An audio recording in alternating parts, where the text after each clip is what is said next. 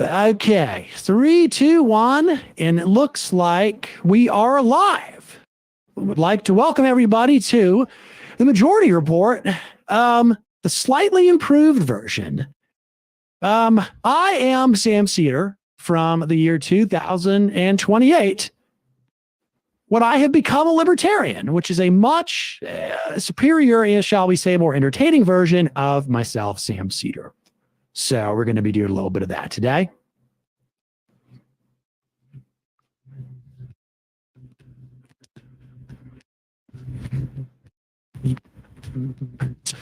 Let me see if my audio and video are synced up. Give me just a moment, folks.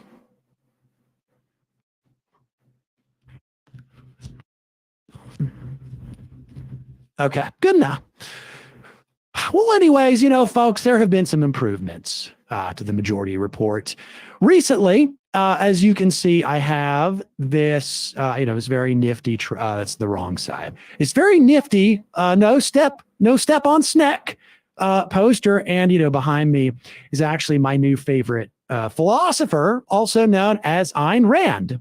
Who I believe is second to only second to Jesus Christ, in terms of her omnipotence and perfection as a human being, reaching essentially the highest levels of intellect that are possible for a human to possibly reach. And she's also a feminist icon, folks. So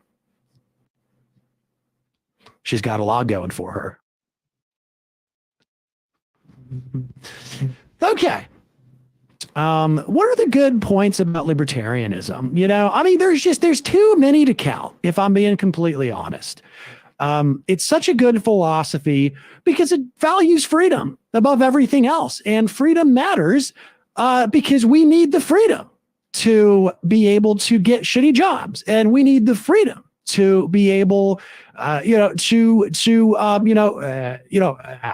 a private court and, battle people out for property deeds. Because, as soon as you allow an agency to enforce property deeds unilaterally, and you will give them the monopoly on the initiation of force, the only way to, fund such an institution is through taxation.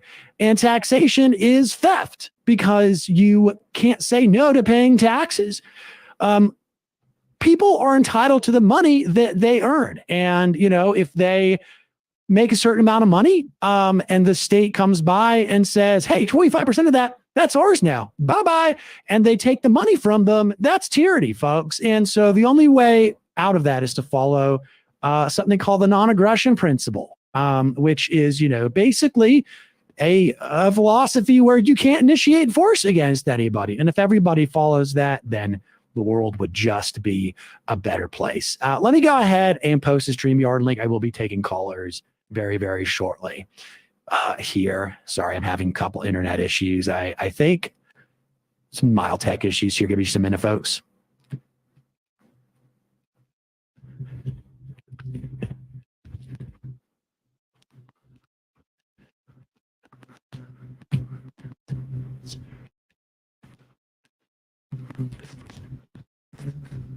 Okay, audio, video is going great.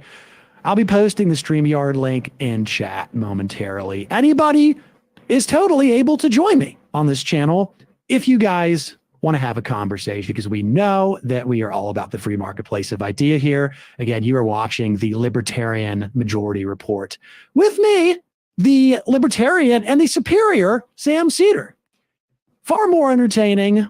And just still got that same Silver Fox appeal. So let me go ahead and post that link here.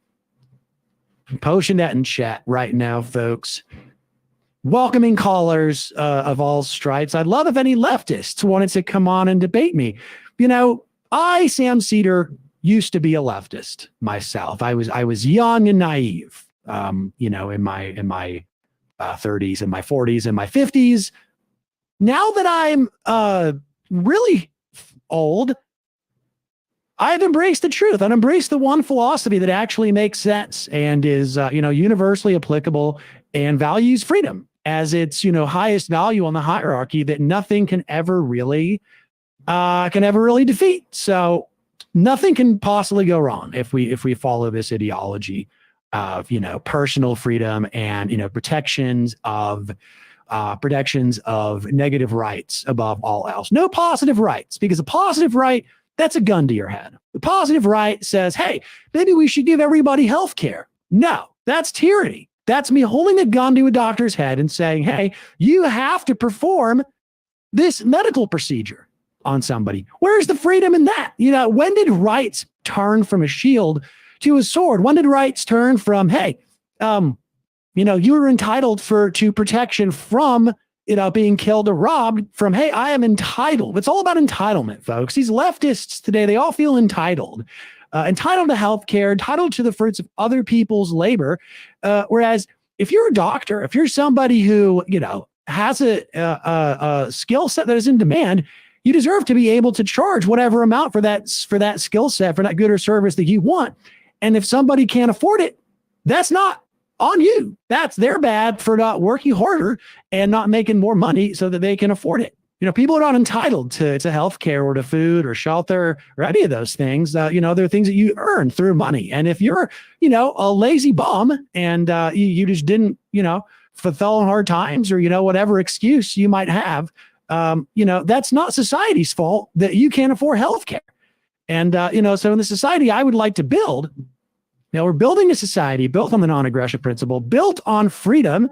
And if you can't afford health care, you just die, because that's what freedom's all about.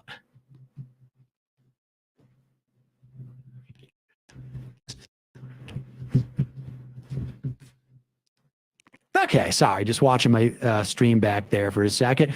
Well, anyways, folks, come on the show. Love to have some conversations, have some free speech. Speaking of freedom, what's freedom without some free speech? Don't tread on me. Okay, that's basically the base principle here. If I had to sum up my worldview, don't tread on me, and also, I use reason. I use reason above all forms. Ever since I became a libertarian, my life got better. I fired Emma. I fired everybody else from the Majority Report, and I really struck out on my own. And it's been a hard life, but one built on principle, which I very much stand behind.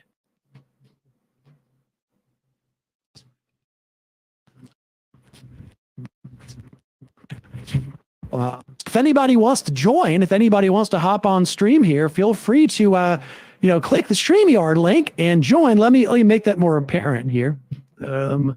We are taking callers, folks. So we are taking callers. I'm going to say click the link above to join. Oh, looks like we have a person joining the chat here. It says IDK a lib. I used to be a liberal before I embraced the NAP. Let's bring this person on. We're going to add them to stage here. Welcome to the Majority Report. IDK Lib, what's your name? Where are you calling from?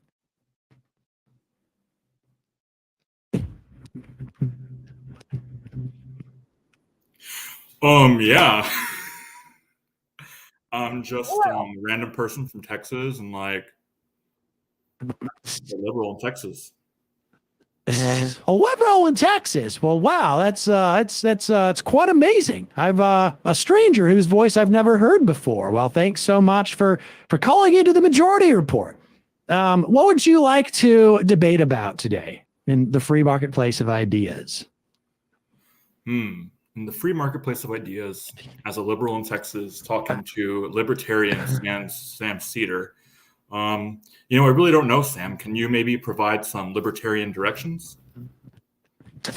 Well, of course. So as a libertarian, the highest thing that I value is freedom. And so, that means the freedom of doctors to not have to, provide their services to people if they don't, if they don't want to, if, they don't want to work for the state, and then people just die, because that's what freedom is all about. Explain to me why you're a liberal. Also, there's a 4-second delay, so pardon if I interrupt on accident. May I ask your pronouns, by the way? Yeah, my pronouns are it, that. Okay, very cool. very new age. Yes, and as to why am I a liberal? Like you said, we're all about freedom here, and I just have to say, I think that liberals, let the people be what they want to be, let the sexual orientations exist. I think being a liberal is all about freedom, and plus, liberal also means like free, so they're like the same thing. Yeah, sort of. I definitely agree with the liberal principle of freedom, because that's what we're all about over here on the Geordie Report. You can see this is my poster of Ayn Rand that I have right here. You can see no step on snack. It's been a philosophy that has fundamentally, changed my life. So thanks so much for calling in. I'm going to take some other callers here soon, but did you have anything else that you wanted to address? IDK Alib with it they pronouns from Texas. Yeah. What are your thoughts on gun ownership? Gun ownership is great. Everybody should have the freedom to own a gun. The state should never come between anybody and a firearm. If a 5-year-old wants to be armed with a semi-automatic assault rifle, go ahead. This is America, baby. The only thing that can stop a toddler with a gun is another good toddler with a gun. So that is my stance on that. Yeet, yeet, skeet. We love America. Awesome, Sam. I wasn't expecting to hear that from you, but I'm really pleased to hear that you agree with the children arming. I think that's the only way to defend our schools. Good luck with your stream, and have a great time. Thank you very much, IDK Lib from Texas. Feel free to call back in anytime. Appreciate the call. Well, that was just fantastic. I love a nice, enthusiastic caller, especially from complete strangers that I have no idea who they are. It's very exhilarating. So, thank you very much. And I had somebody else in the chat, but it looks like they left, actually.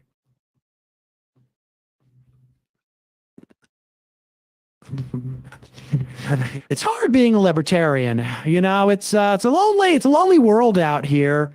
And, I will say I had made amends with Dave Rubin from this future date of 2028 from where I'm currently streaming. Actually, Dave Rubin and Yoren Brooks and myself actually all co-host a libertarian podcast together now. I'm going to hopefully have them on at some point, have some very productive conversations.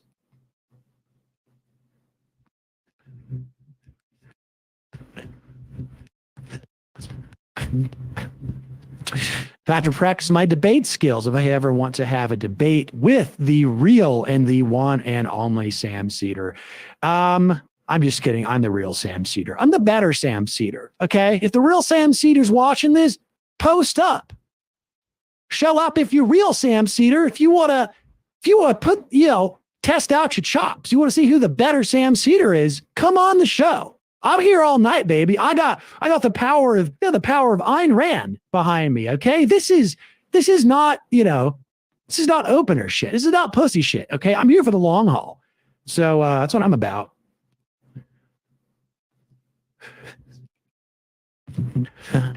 Hello, we have a chatter. It's a person named It's Just Me. Hello, viewer, and welcome to the Majority Reports Libertarian Edition. So. Feel free to stop on in. I don't bite. There's a StreamYard link posted in the chat. If you want to hop on and say a few words. I am Sam Seder from the year 2028, post-libertarianism conversion. And that's what we're all about here is freedom and negative rights. Positive rights are actually a slur around here. We don't use that term. Positive rights just means I am entitled to a product of your labor. And I will demand it from you at the point of a gun that is backed by the state, which has a monopoly on violence, which robs people through taxation. And we don't support that around here anymore. So feel free to call in. We are taking callers at the moment. The line is hot. There's just too many callers to pick from. I'm waiting for a real juicy one.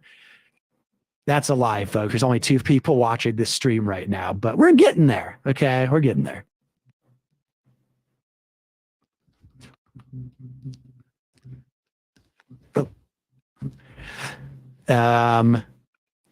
What should I for our next segment? We'll do Sam Cedar sing show tunes. I got the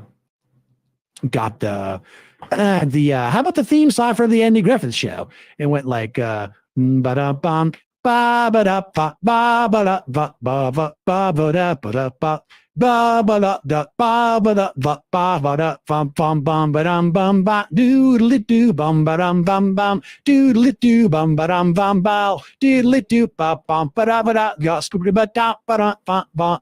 Hey, I'm Sam Cedar. Thank you all so much.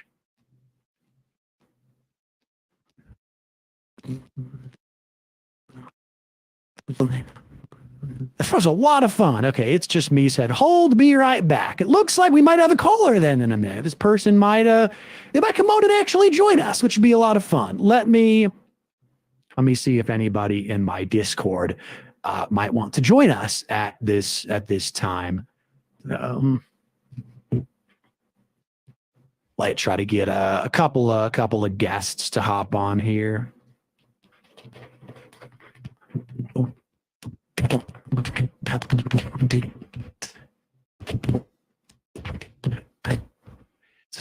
Really, very good, folks. Let's see. We could keep it light. We could talk about basically just talk about thoughts in general. Okay. Oh, we got some people in chat here. Chucifer says, "Hi, Sam." Hello, Chucifer. Are you a blend of Chungus and Lucifer by any chance? Because if so, very based. It's just me, says Bach. I don't know what that means. They then clarify and say, I'm back. So I believe that's what they meant to send the first time. Well, hello, it's just me. Feel free to hop in the call if you want to come on the show. We might have some others joining us momentarily. Oh, man. Let's talk about my favorite book of all time. Called Atlas Shrugged. Just a truly masterful work that I cream my pants. Looks like we have some guests coming on. Reels is backstage. Reels, it says device is not connected. It says you have to connect your mic/cam before adding to stream. Until that, we will add it just me onto stream. Let's see here. We got a guest. It just me. Please do mind. There is a 4-second delay. So after you're done speaking, I might have a long pause before I talk. Just keep that in mind. Here we go. Adding to stage, we have it just me. Hello, how you doing? Hello, Sam Cedar. Welcome to the Majority Report. How are you doing this fine evening? I'm doing very well. Thank you for asking.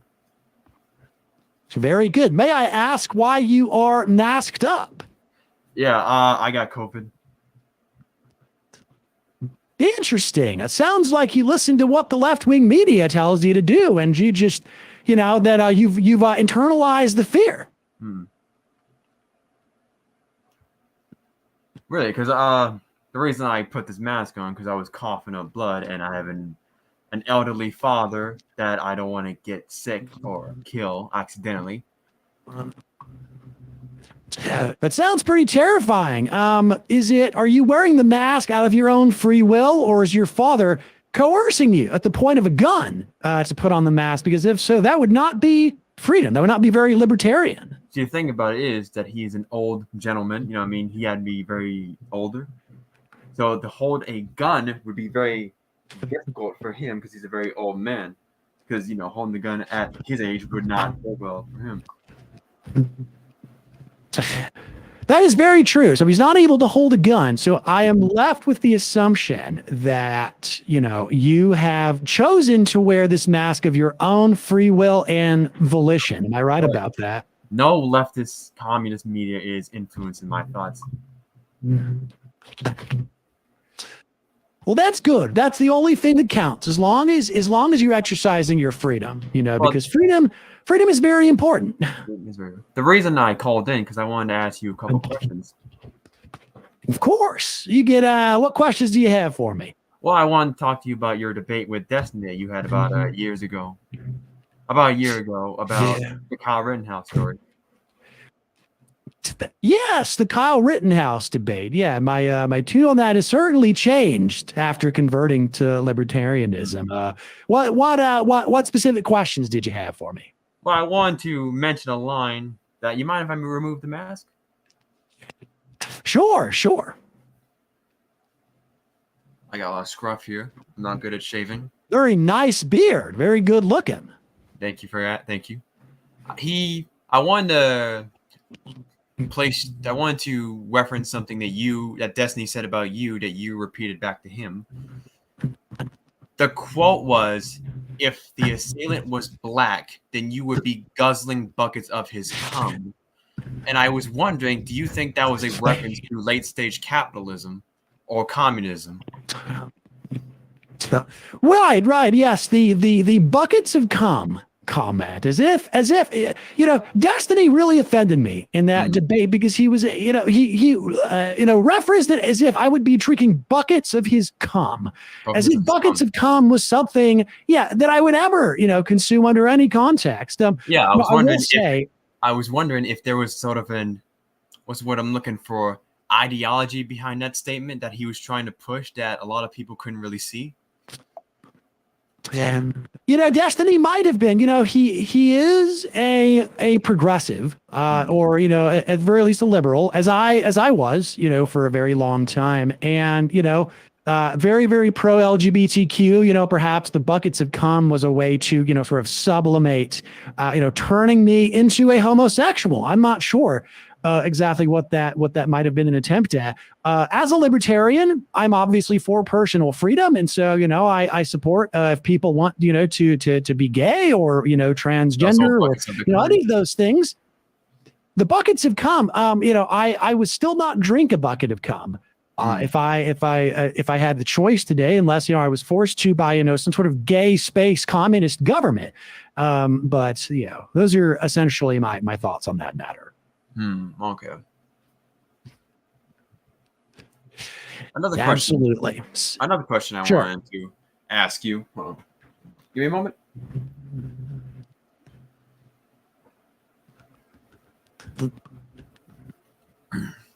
You had a debate with Stitch and Adam, correct?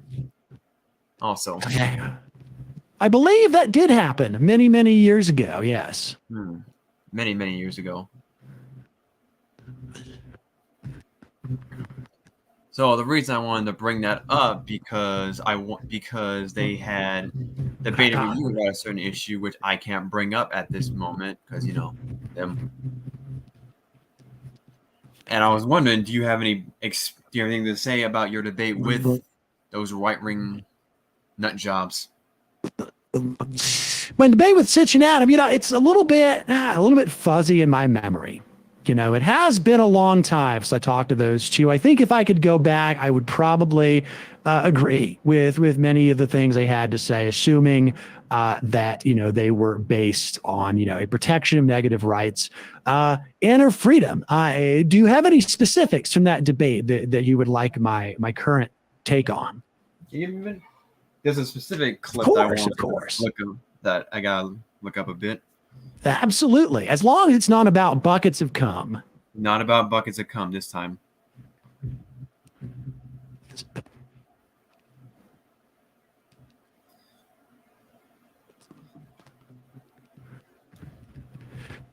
Ooh, is it right here? Who is this? We have an Uncle Fatty in the chat. This didn't come through in StreamYard. It just says face red heart shape, much face red heart shape, blah, blah, blah, blah, blah. I assume that came through in the form of emojis in the YouTube chat. Let me look at that. Actually looks pretty. That doesn't look like shit, but it does in text form. Appreciate the comment, Uncle Fatty. Although don't body shame yourself. Have some self-love there. I'm sorry, I couldn't really bring up the clip from the specific time period. I don't know which it was. It's a 11-hour debate, 11-hour broadcast. Oh, that's very long, much longer than I remember. That's absolutely crazy. We have the Beige Sheep also in chat saying, I hope this hits post later because I'm too sleepy right now to watch. Beige Sheep, do not worry. This will absolutely be posted under the live panel on on my channel. So tell me, what are your political beliefs? Are you one of them? Progressive leftists? Are you a libertarian by chance? Oh, I'm nowhere near a socialist, nor do I believe in any socialist ideology like communism or progressive statements. I am somewhere in the middle. Very middle. When I mean middle, I mean stuck down in the middle. Like that pole, that fence is right up my ass. I am sitting on that fence really hard that it hurts. I am basically Right. A fence sitter, a bit of a centrist. pure fence sitter. Wooden fence sitter. They're very interesting. A fence sitting centrist with the pole, so far up your ass that it's hurting your anal cavity. Is it stimulating your prostate? Is that the level that we're talking about here? It is very much so. Now that is crazy. That is a true centrist commitment to be a prostate centrist. I believe that will be the new term that I will use from now on. That's very good. Being a centrist is okay as long. Would you consider yourself any type of anarchist or minarchist? Anarchist or minarchist? Well, I do believe in less restrictions from the government. Okay, very, very cool. Which kind of restrictions are we talking about here? What's the word I'm looking? Taxes, abortions, gay rights, gun rights, very much so. See, I'm from South Carolina. I see. Okay, so you want less restrictions on abortion and guns and gay rights and abortions for me personally. You want to be able to have abortions. Correct. I want to give women the access to abortion so they can murder more babies. Okay. That's very, very, very interesting take on that situation. You want to give women the access to abortions. Up to what point? Are you okay with are you a 9-monther? Are you a 24-weeker? What would you say? As long as the fetus is dead, I am perfectly fine with it. Okay, dead fetuses. That's something as a libertarian I am not extremely picky about that line. There's the women should probably have the freedom to be able to do that. The only way that would violate the NAP is if the fetus had moral status, and if a person thinks that the fetus gains moral status at any point in the process, which is something that I'm open to as an atheist libertarian. So not too bad of a position. What are your thoughts on foreign policy, for example? Are you interventionist, American isolationist, somewhere in between? Oh, see, I am very much racist and xenophobic. I have an undying hatred for anything that's not white or American. Right. So I believe in border policies. Sorry, go ahead. I believe in border policies. I believe protecting our borders from foreigners and also Canadians. Yeah, the Canadian one, I certainly agree with you on. They don't send us anybody good other than, people like, Steven Crowder. I'm not sure if Dave Rubin's Canadian or not, too. I think he might be. Oh, no, he's gay, not Canadian. That's right. Oh, and I forgot. I'm friends with Dave Rubin and Steven Crowder now, so I can't talk shit too much on that topic anymore. Sorry? Oh, and Tom McDonald. Tom McDonald, yes, Mr. The greatest white rapper of all time. I think he certainly blows Eminem out of the water. Definitely for sure. it's a toss-up though. I'm not sure, between Tom McDonald and MGK. Both for the greatest white rapper of all time. It's a very, very close race. So who do we have here in the chat? We have Uncle Fatty is back saying, peace. Even my kids call me fat ass. I used to roll big joints. Nothing wrong with rocking the fence, nephew, just so long as you keep an open mind. Very good, very good. It's healthcare, period. I assume that was in reference to the abortion question. Used to be there at It's Just Me at the compound in northern Idaho. Very, very libertarian. Very, very cool. Self-sufficiency and rugged individualism, Uncle Fatty. I respect it. Fight the battle. Very, very cool. It's Just Me. I am uncurious. How did you find my channel? From what part of the interwebs do you hail from? Well, I come from the YouTube drama center of YouTube, where we document YouTube drama and internet drama. And I found you through an interesting video on your channel. Was a rap battle between Destiny and Jordan Peterson. Question: how did you get both Destiny and Jordan Peterson to actually rap? That is a very interesting thing, because I didn't know these two interacted with each other at all.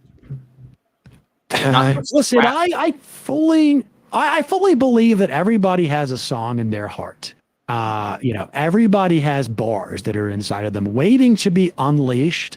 And Sam Cedar, happened to be a music producer. And so, I hit up, my good friend Jordan Peterson and former associate Destiny, should participate in this rap battle together. And, we got in the studio, there were some words exchanged, and, they really just wanted to kind of hash things out in, the free marketplace of bars. And so that project came together fairly quickly, and I was very happy to put that out on the channel. Glad you enjoyed it, and I'd welcome aboard.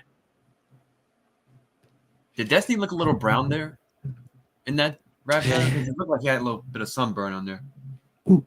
Yeah, Destiny was, perhaps a little bit darker that day. Yeah, I think he spent a little bit too long outside.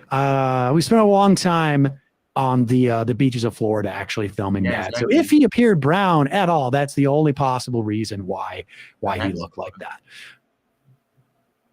We have a comment here. Nick Mullen just released his special, and he didn't do any Jordan Peterson impressions. Was severely disappointed. Was craving some of that. Yeah, that would have been good. Jordan Peterson impressions are always welcome. It's sad whenever people do not do them. So definitely with you, Chucifer. Hop on the stream too, Chucifer. If you want, we can make this a panel. Always ready for more like-minded folks on here. So, but yeah, glad you enjoyed the rap battle. I got perhaps another one of those cooking up with some other internet celebrities involved. So, are you very famous internet celebrities?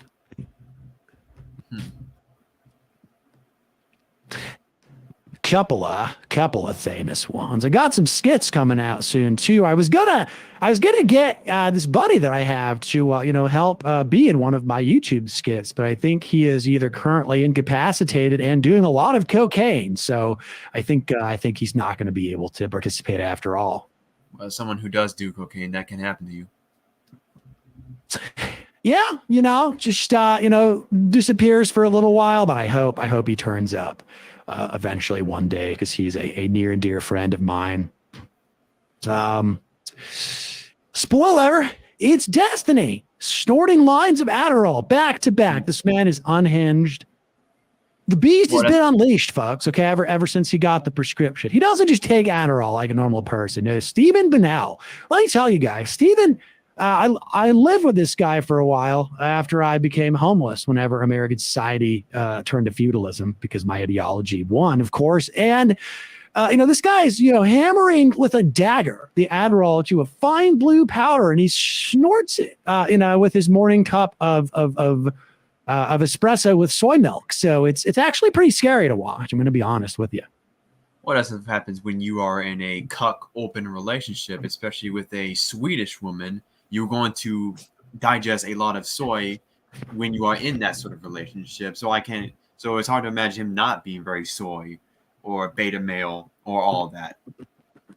That is absolutely the case. Destiny is certainly the king of the soy boys. He is sponsored by Soylent. He is completely bought out by the corporate interest of Soylent, and thus cannot be trusted.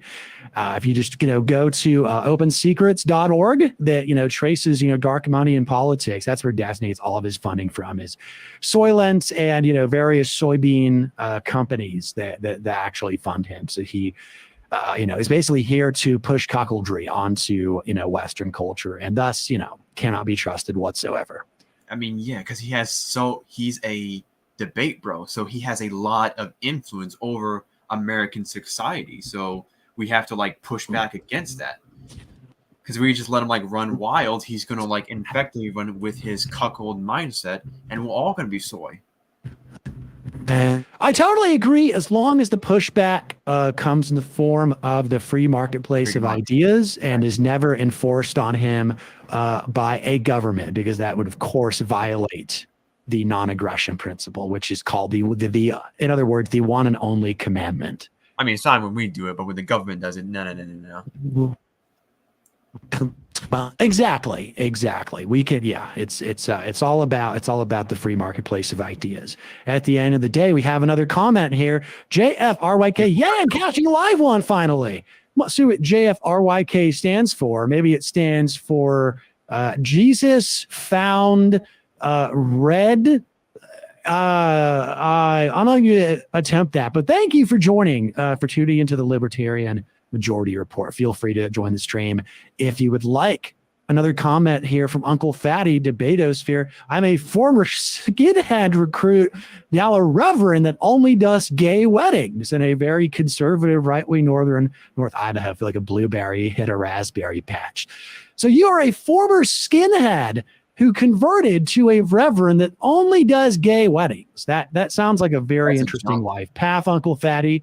And you do the whole thing while you're also apparently an uncle and you're fat. So, if you want to come on the show, I bet you'd have a lot to say, Uncle Fatty. That's spicy. I would welcome it.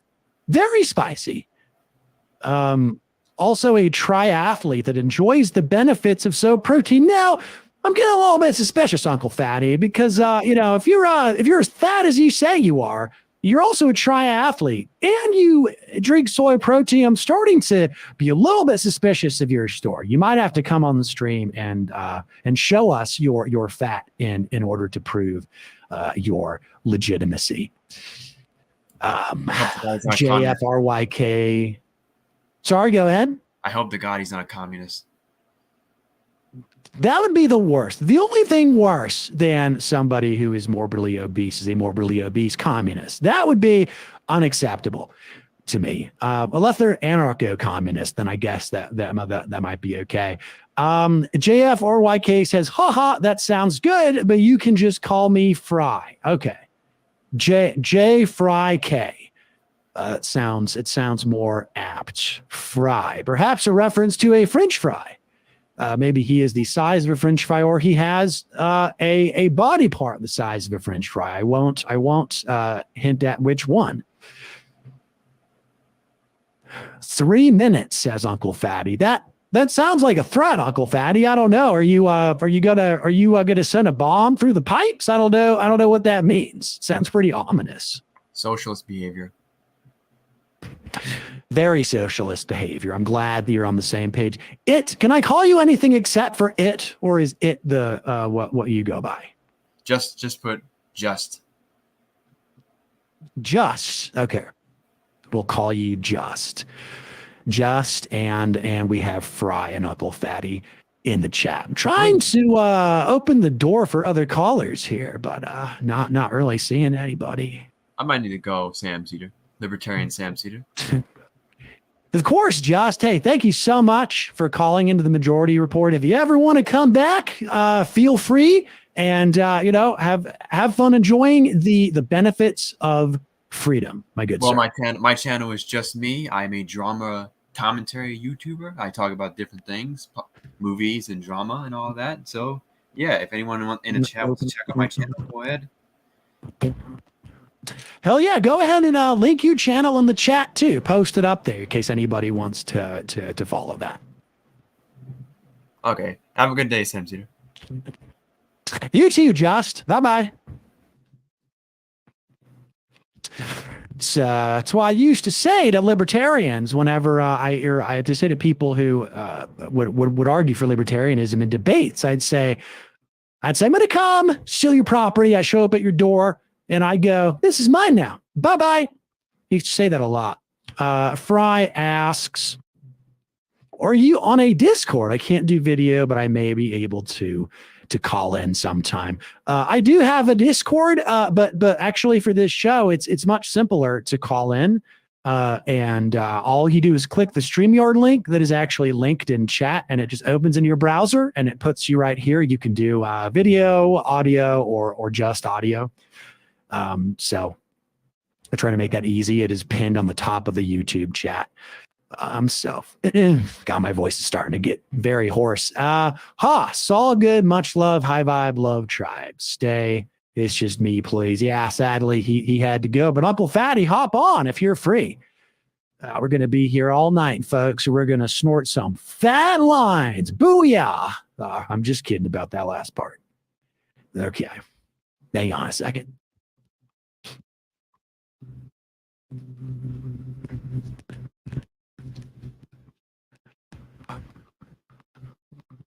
All right, one sec here.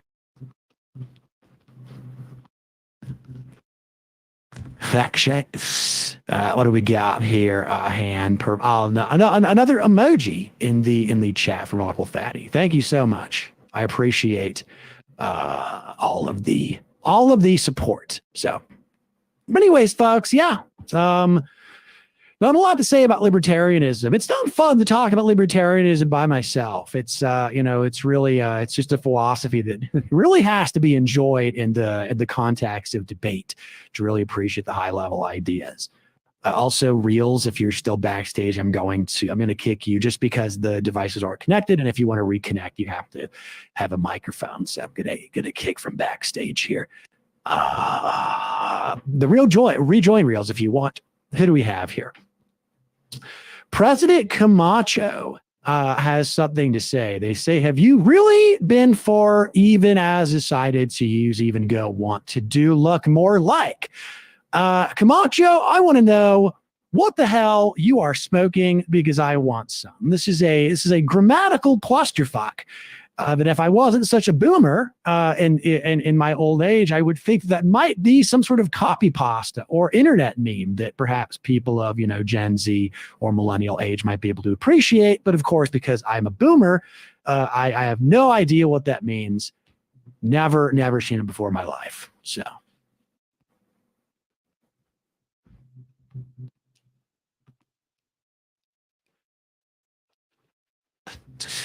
Okay, what do we got here? The President Camacho, face, blue heart, eyes. Yes, I see that. It's a very pretty emoji. Thank you for posting it. We have Tipster in the chat. Hello, Tipster. Let's see. We're going to put this up here. Tipster says, hey, it's Sam Cedar. It is me. I am Sam Cedar. I'm here and I'm ready to spread libertarianism to everybody. As you can see, there have been some changes to the majority report, and I have this super sporty poster of Ayn Rand. She wrote this amazing book. It's called Atlas Shrugged. Not sure if you've ever heard of it, Tipster. I would very much recommend the read. It changed my life and turned me against universal health care because I don't care if people die. If they're poor, that's their problem. It's a solemnly millennial meme, but you're still too old, of course. I am. Fry, I am old. Don't remind me. Okay, this is all I get all the time. Everybody tells me, oh, Sam, you're old. You're old. You're washed up, Sam. They say, I'm not washed up. I am not washed up. Okay, I have a lot of life left in me. And that's how I feel about that. So, yeah. Sorry for getting a little bit heated there, folks. My old age is getting to me, I think.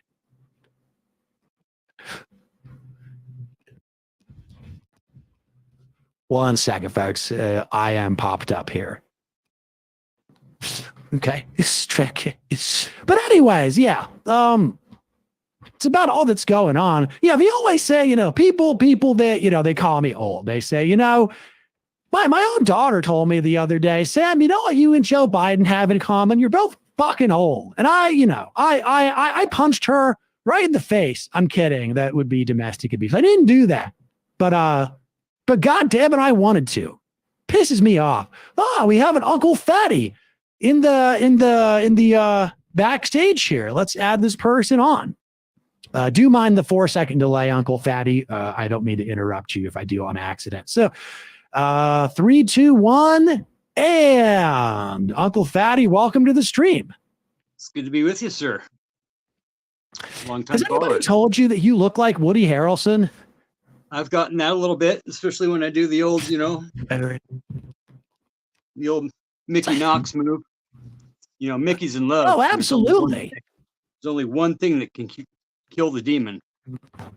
That's love, That's baby. hilarious. So Uncle Fatty, so you are a former skinhead turned reverend for gay weddings. Is this true? It's a little life conundrum. No big deal. The hard part about that, Sam, is up here in the 90s, everybody was a recruit. Especially being a blonde-haired, blue-eyed gentleman. The guys would literally hang out in our high school parking lot and recruit us to come up and shoot guns and drink animal beer and smoke brown bud and go to church and learn about how the Aryan race was superior and tactics like what are being used today. And I wouldn't exactly know how to describe myself politically. I mean, or as a as a label. But there's definitely some contradictions that I've lived for sure. There's definitely some deep thinking with being divorced, raising my kids, having full custody for 16 years, having the time to really dig deep on recovery issues, on addiction issues, and really I've always sought to be a leader in the fact of being a helper, being a humanist, right? And early 2000s, the compound up here basically got shut down. The guys ran my girlfriend, a good friend's aunt off the road and beat the shit out of her and her son. And that was pretty much the last of any affiliation that I ever wanted to have to do with that whole deal. And not that I really got wrapped up into it, not as much as a couple other buddies. It was more just about hanging out in punk rock shows, right? I think American History X, Ed Norton, 1996. Great movie. Amazing. And very, very well modeled after the compound that was up here. And the church was very conservative. It was basically a church as tax write-offs go. And it's just kind of one of those things that it wasn't really a spoken thing around town. But I've said before, we had one black gentleman, one black kid at our high school. He was the running back. His nickname was Juice, like OJ, right? His name is Brian. He's a great guy. His name is Brian, right? It's that unspoken, that there was no culture. It's the only way I can describe it. There was no culture. There was no folks at that point in time, it was pretty much like it is right now.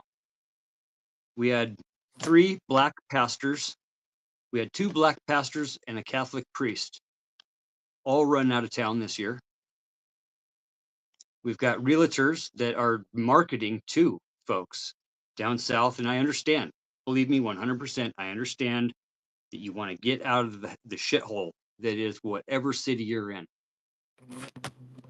But we're a loving community up here, right? We've got this rep from the 90s and even into the early 2000s of Project 2025 is a big passion of mine. I think that is the worst thing that could happen to America. I think it's the absolutely epitome of what the founding fathers spent years and years toiling their lives over, just so that they could get the First Amendment written. They had all the other, everything was there, right? There's no foundation. You need that foundation. And that was the first 16 words, the First Amendment. And really understanding that you cannot build anything upon anything else other than a foundation. Those were the words. Those were the only words that our founders, brother, were passionate about. Passionate, vigorous debates. James Madison spent his whole life toiling over how do you separate church from state? I've asked a few different ways, a few different times. If America was founded as a Christian nation, would Mormonism exist? Would the Seventh-day Adventists exist? Would the Jehovah's Witnesses exist? Would Scientology exist in today's life? I mean, I say it wouldn't. I say it would not. If we would have declared ourselves as a Christian nation, we would have been declaring one of the 8 different types of Christianity was represented by the 55 of the 58 signers that were Christians. So we got 55, 8 different types of Christianity, and they were fleeing persecution from Christianity, from the Catholic Church in Europe. And I've seen literally from the pulpit, I've seen the message preached from the pulpit of dominance and fear the other and control the narrative. The absolute definition of fascism. I've seen it put into action. I don't know if you've ever heard of holy socks before. Holy socks is when you shove a Bible into some wool socks and you double wrap it and loop it around and tie a knot on it and go around swinging and beat up the gays with it. Every summer was like Kenosha. Every summer was like the Tiki Torch Parade. Definitely not something that I would and ever brag about. But when they marched and did their things, you know, we let them, because that's the First Amendment. Everybody has the right to do that, as long as you get your permit and you got your porta potties and everything's sanitary and you're good to go. We couldn't deny that. And in doing so, we would have been violating their rights, you know. So I've really always thought about this as a young man, as a student council, and in general, just part of leadership in general, being part of a community organizations, Chamber of Commerce member, self-employed. That's a huge foundation of my life, was those couple of years that we just jacked around up there for something to do, just to hang out, just no big deal type of shit. It took me years, man. It took me years and years and years to be able to look at another person and not instantly judge them for no reason. In the name of what is essentially in the name of Jesus. We're talking like straight up discrimination. And while my heart and soul believed in living a clean life, not using single-use plastics, being a recycler, being, you know, somebody that cares about the environment and humans, there was still that ingrained societal shit that was everything that I became, right? We're not responsible for the shit that we're taught when we're young, but we are responsible when we're adults to recognize what we were taught, figure it out, and change what we think needs to be. Of course, Idaho is going to be the last, I think one of the last states probably to legalize weed, and I've always loved weed. And that was part of the part of the lure of going up there and hanging out and smoking brown bud back in the day, and taking a whole ounce of brown bud, taking out all the seeds and stems. Nice big fatty. Get halfway done with that thing, and it's so goopy. You can't do anything with it, and got busted. And right after my divorce, I got busted up here growing weed. Did rider, which is kind of like a routine jurisdiction type of thing where you do your small amount of time instead of doing your full time, and you couple of years on probation, full felony probation, UAs every week. And ended up in that point in time getting ordained, knowing, finding my spiritual self and really taking some deep dives, you know what I mean? Like serious deep dives, man. Like, and going through a divorce and the whole bit, man. I was a psychotic motherfucker for a few years, straight up. And I know how guys can get that way. Oh, I know how hard it is for guys to started up a divorce group for men. It's still up and rolling, doing its own thing. It's got that synergy built up behind it. I've always been an advocate for men to be able to talk about things and just not live the Disney generation bullshit that we were groomed on, right? That we are the prince, and the prince has to fight and fight and fight.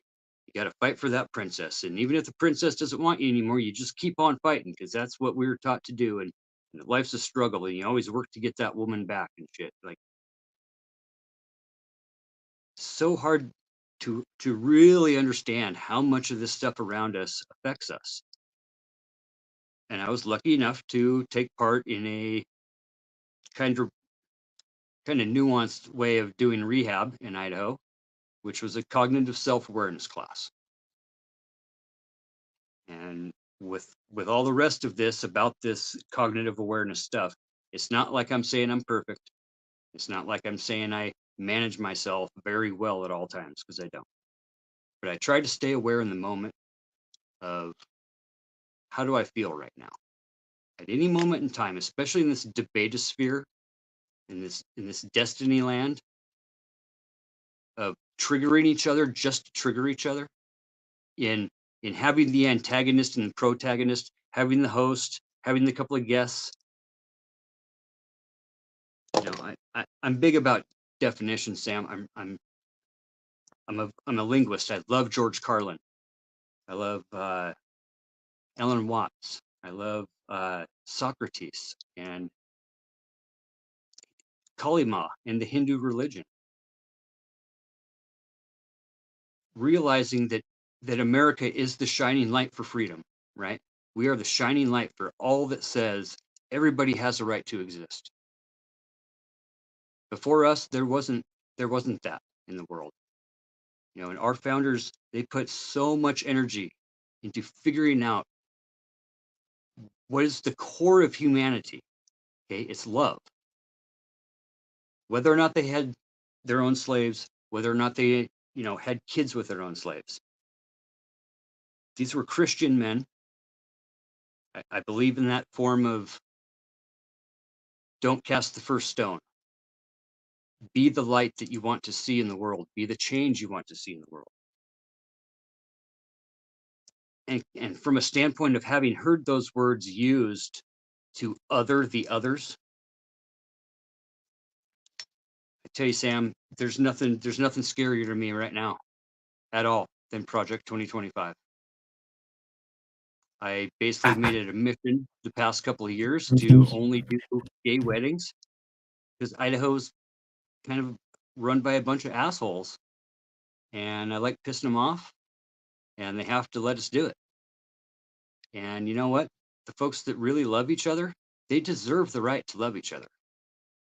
They deserve the right to exist, because what's coming out of the churches up here and what I'm hearing out of the former president's mouth, the rhetoric, the dog whistling, the vocabulary words that I'm hearing are straight out of the old school Aryan pride movement. And I'm not down for that shit. It takes me a lot, brother. It takes me a lot to stay calm, even thinking about this. Just being associated with that in the past, I still get weirded out when people call other people Nazis. Not that I even was one. I was a hang around. I was a recruit. I hung around after mass and after church time and listened to the divide and conquer strategies and tactics that I know 100% are being used against the American people right now. It's a tactic of not only divide and conquer, is split the divided, splinter the split. The smaller the pieces, the better. We're at each other's throats. There's no reason for this. We're all made of the same space dust.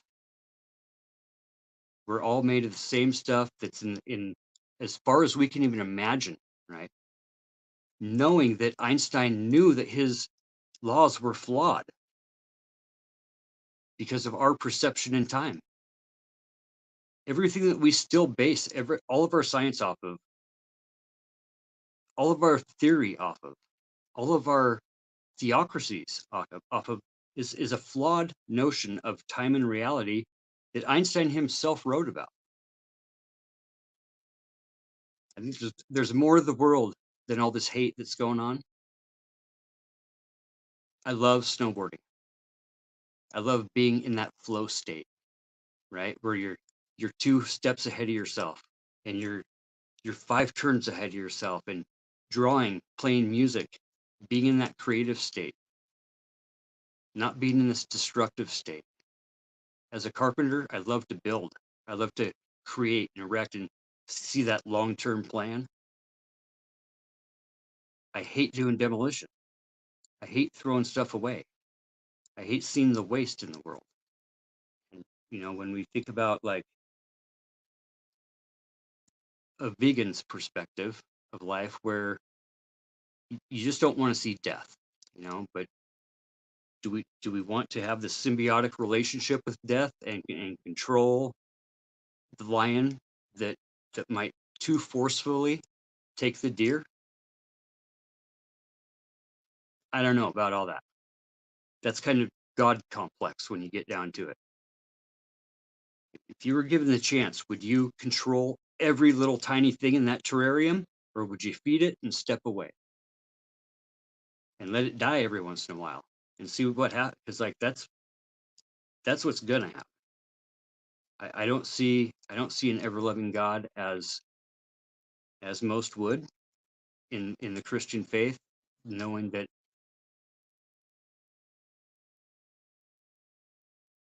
there's red letters and red words in that new King James version, and those are the words of the man himself. Those are the words that should be focused on by these folks today that want to take any line and construe it whatever way they want to.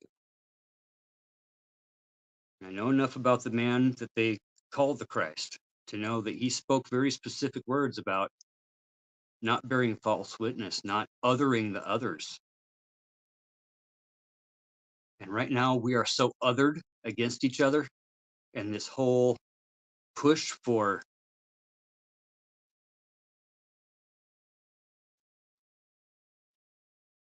hatred. We're going to let hatred run the rest of the world now because one guy can't admit that he's wrong, because one guy's got too big of an ego trip that he'd rather brainwash and manipulate and hypno-program. Now, hypno-programming is a tactic that's being used straight out of the anarchist cookbook. I studied it in the 90s. It makes me sick. It makes me sick. I try to watch a few clips a day just to stay abreast of what's going on, and it literally, and I know I'm not the only one, it literally makes me physically ill. The amount of garbage and the amount of hatred just being forced down people's throats. That being, Politically, I would almost ask for a I don't even know how we'd go about it. There's so everybody has their own experience. That's all I can come down to in the end, is that everybody experiences life on their own, in their own terms. Everybody experiences God in their own term. And if we're not going to be the shining light for the rest of the world, what are we going to be? It's a very scary time for a lot of people up here that just want to be free thinkers and want to be able to love each other. This is the town where last summer 31 guys in the U-Haul truck got busted in our city park, coming up here to try to start a doodah up here at our gay pride parade. And, you know, I can't tell you how disgusting that is for everybody up here. It's our label. It's what we get labeled with, is a few bad actors that came here from out of town.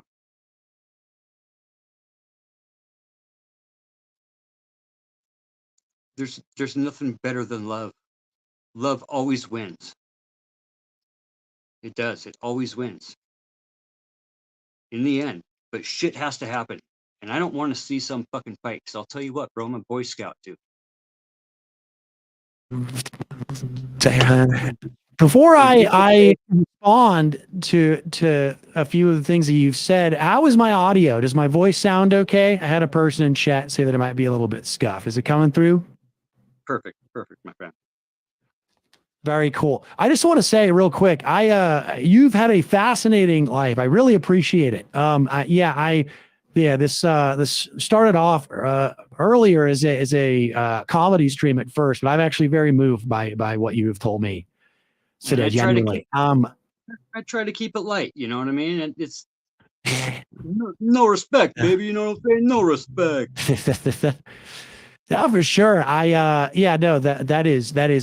completely in agreement with you that I just there is such a lack of empathy and compassion for other people's experiences, people that don't look like us, people of other races, people, who are not our gender, just anybody that we can't directly relate to. It seems to be very, very hard to get people to empathize and to connect. And, I too get online and see a lot of this political division and just trying to just stir the pot and piss each other off for the sake of it.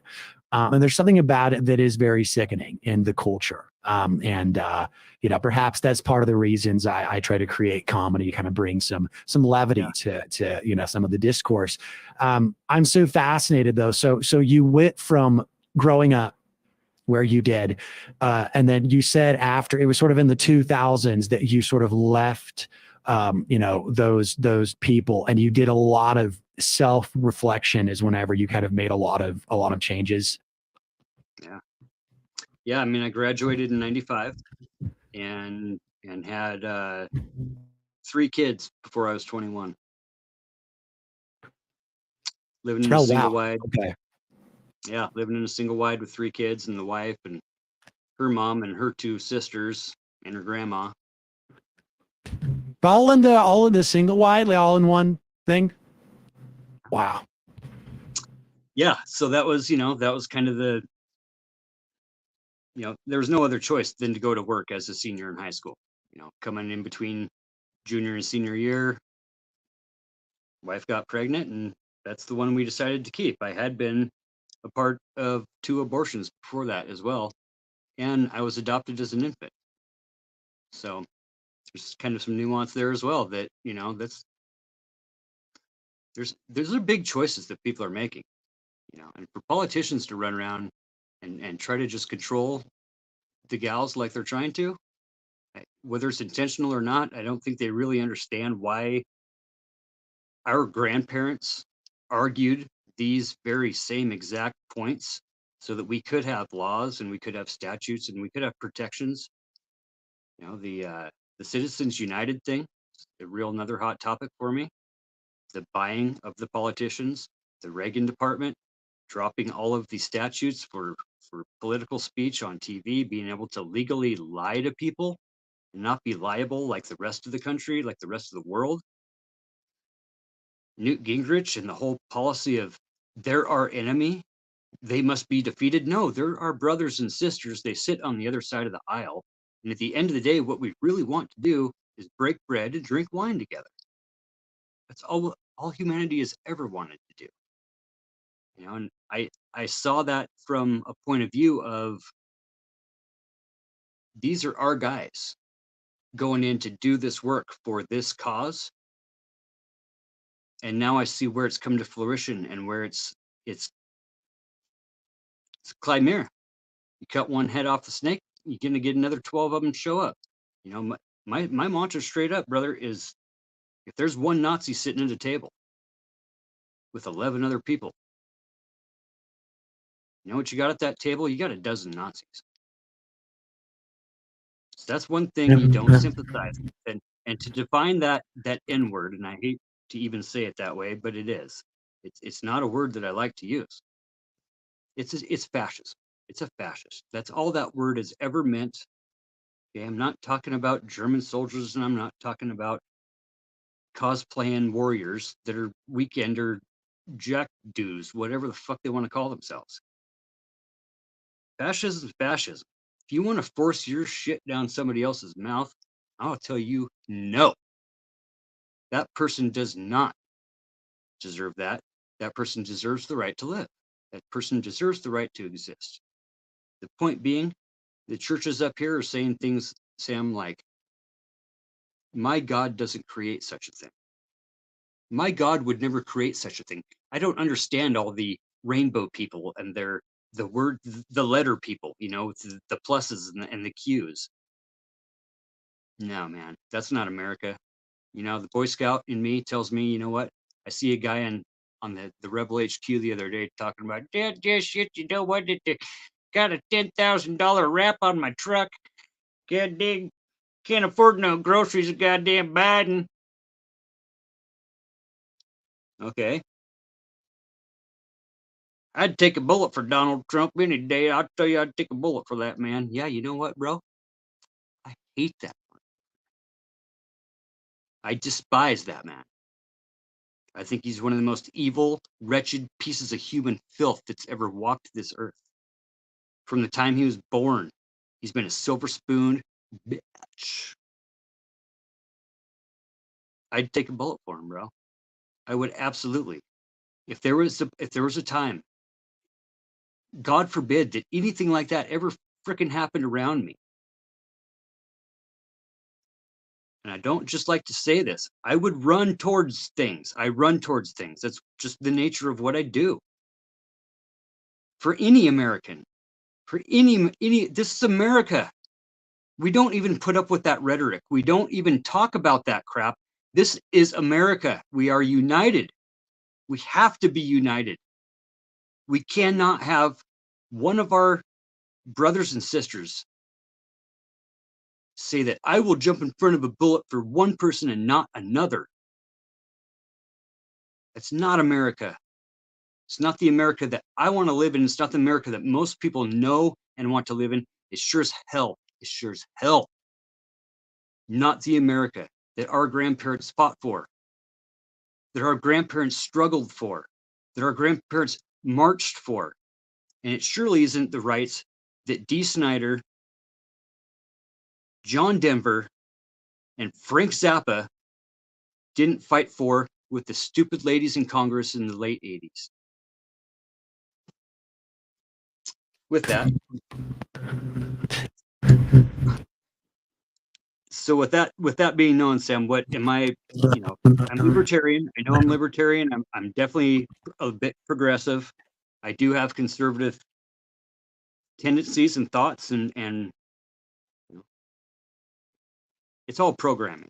It's all programming. That's why when you get out of jail, they say you're going to programming classes. You got to go to your programming. You're not going to class. You're going to program. I'm stuck in this weird pattern, you know, where I'm looking at things from a certain angle, but then I can see it from another way, and it's just so hard to describe because I've seen it preached from the pulpit, and it literally wrenches at my heart on the hatred that's being spewed out of the big mega churches. The political atmosphere in the churches is very heated, and that's no place for politics. There's a reason why we don't mix God and church. God and politics, excuse me. Except on our money that's faith-based, right? We got faith in our money and we got faith in a God, but we don't have any faith in each other. There's got to be that in America. There's got to be some sort of got to be some love. And when we got somebody that won't admit that he's wrong, getting the whole rest of the world to believe that you can believe in your own reality, you can believe in whatever you want to, as long as you choose to believe that. And that's your truth. Well, no, that's not right. We have a collective truth as society. We believe that things are true and things are not. And you have the right to believe outside of that. We're not authoritarian. We're not theocratic. We don't rule by one person's God. Going back to, if we were declared from the get-go, you guaranteed that Mormonism, Scientology, the JWs, they wouldn't be allowed to exist. Because whose God do you choose? In these debates, Sam, are we having debates? Are we having conversations? Or are we just having arguments? Because all of those three categories of conversation, I think, have gotten construed into this meta debate me, bro, whatever it is. And folks are so kind of caught up into that norm of just picking and poking at each other so that we can say that we triggered that guy, so I won. That's not how we communicate with each other. That's not communication. That's an argument. And society has turned into this whole thing where you can't even talk to people anymore. You can't say hi to people in the store anymore. Those were all the things that were a goal on the checklist. And now I'm seeing them happen. And I'm like, this ain't right. This ain't right. You know, I had no clue that you were coming on. I think I found you from maybe a cast last week or something that you were on, and in the chat or something. And I just went and followed a bunch of people in the chat and got home, was going to throw on some music, saw this going on, and I would really like to talk to our friend. It's just me. I would love to talk to this guy. Yeah, it's just me. I would love to talk to you guys. You know, I don't want to try to convert people. I love talking about experiences. I love that everybody gets to have their own experience, and we all get to share in that together. Anybody want to come up and go snowboarding? Give Uncle Fatty a call. I'll tell you what, dude, tear some shit up. Because every day is the best day. It's the best day of my life. Every single day. Every day. You've had friends pass away, Sam. You know what it's like facing death in the eye when your best friend's laying there. We're not promised tomorrow. Yeah. We're not promised a second from now, right? We have to try to live as much as we can in the here and now. But we can't do that in this ADD world of look at me, let me poke you and trigger you, and ADD. So just being present, being of the mindset of calm, remembering just to breathe. Most people aren't even breathing these days. Anyhow. Absolutely. No, absolutely. I really appreciate it. I would definitely. I'm going to bring another person on here just to say you can stay on. We can have a little group talk here. But I really appreciate you, Uncle Fatty. Now, I definitely I wish that more humans could see each other as family, and that we could have more of that kind of dialogue as a culture. Because we are certainly heading in a very direction that does bring me a lot of sadness whenever I look around and sort of see what's going on. Let me add on here Fry to the stage, and also I see it's just me in the comments. I think he's going to join back here in a moment. We're going to bring on Fry. Hello, Fry. And we also have It's Just Me. Let's add both of y'all, and y'all we can take it away here and have a conversation about what it means to be human. Seems to be the vibe tonight. So here we go, boys. Welcome. Hey, thanks. Yeah. Can you hear me okay? This is Fry. Yes, Fry, we can hear you. Excellent. Hold on. Good to meet you both. Hold on. I saw an individual who's in the chat, Tipster. Yes, I did see a tipster in the chat. He was here earlier. I'm not sure if tipster's still here. I was probably, I think he commented about Yeah, 45 minutes ago. I don't want to curse on your stream, but I don't like tipster. I really don't like that. It's okay. We can curse a little bit here. I'm actually not familiar with tipster. I haven't watched his content. I just saw that he subscribed to me the other day. Yeah, tipster is a subhuman piece of garbage. That's just me being nice. Do you want to give some reasons? Dude, I got. Yeah, what has tipster done? There is so much lore behind this dude. You have no idea. He's like the I'm not- melted. what kind of gum content do they do? I'm not that familiar comes with out them. of the bottom of a dumpster fire, right? See, tipster is part of the community that I like reside in. We live in like the drama community, like Nicholas Diorio, Bo Blacks, and Tuggy Tom, Willie Mack. That community is something I'm a part of. Is we all cover like YouTube drama and all that stuff. It's not really like a political place. It's more like a commentary on YouTube drama. It's pretty stupid. Sure. It's like TMZ, but even more garbage. That's basically what they. And Tipster, there is a ton of history behind this guy Tipster. You have no idea. Well, let me throw that to what is our motivation, right? What is our motivation when we're communicating? What is it that we're doing, right? And I had a guy that I blew off this job for like 6 months, right? And I was hitting a hard deadline. I was not answering this guy's calls. He's getting real pissed, and he finally sat me down. He said, you know, beyond making me cry for being like a really asshole for not answering his calls, we're managing expectations, right?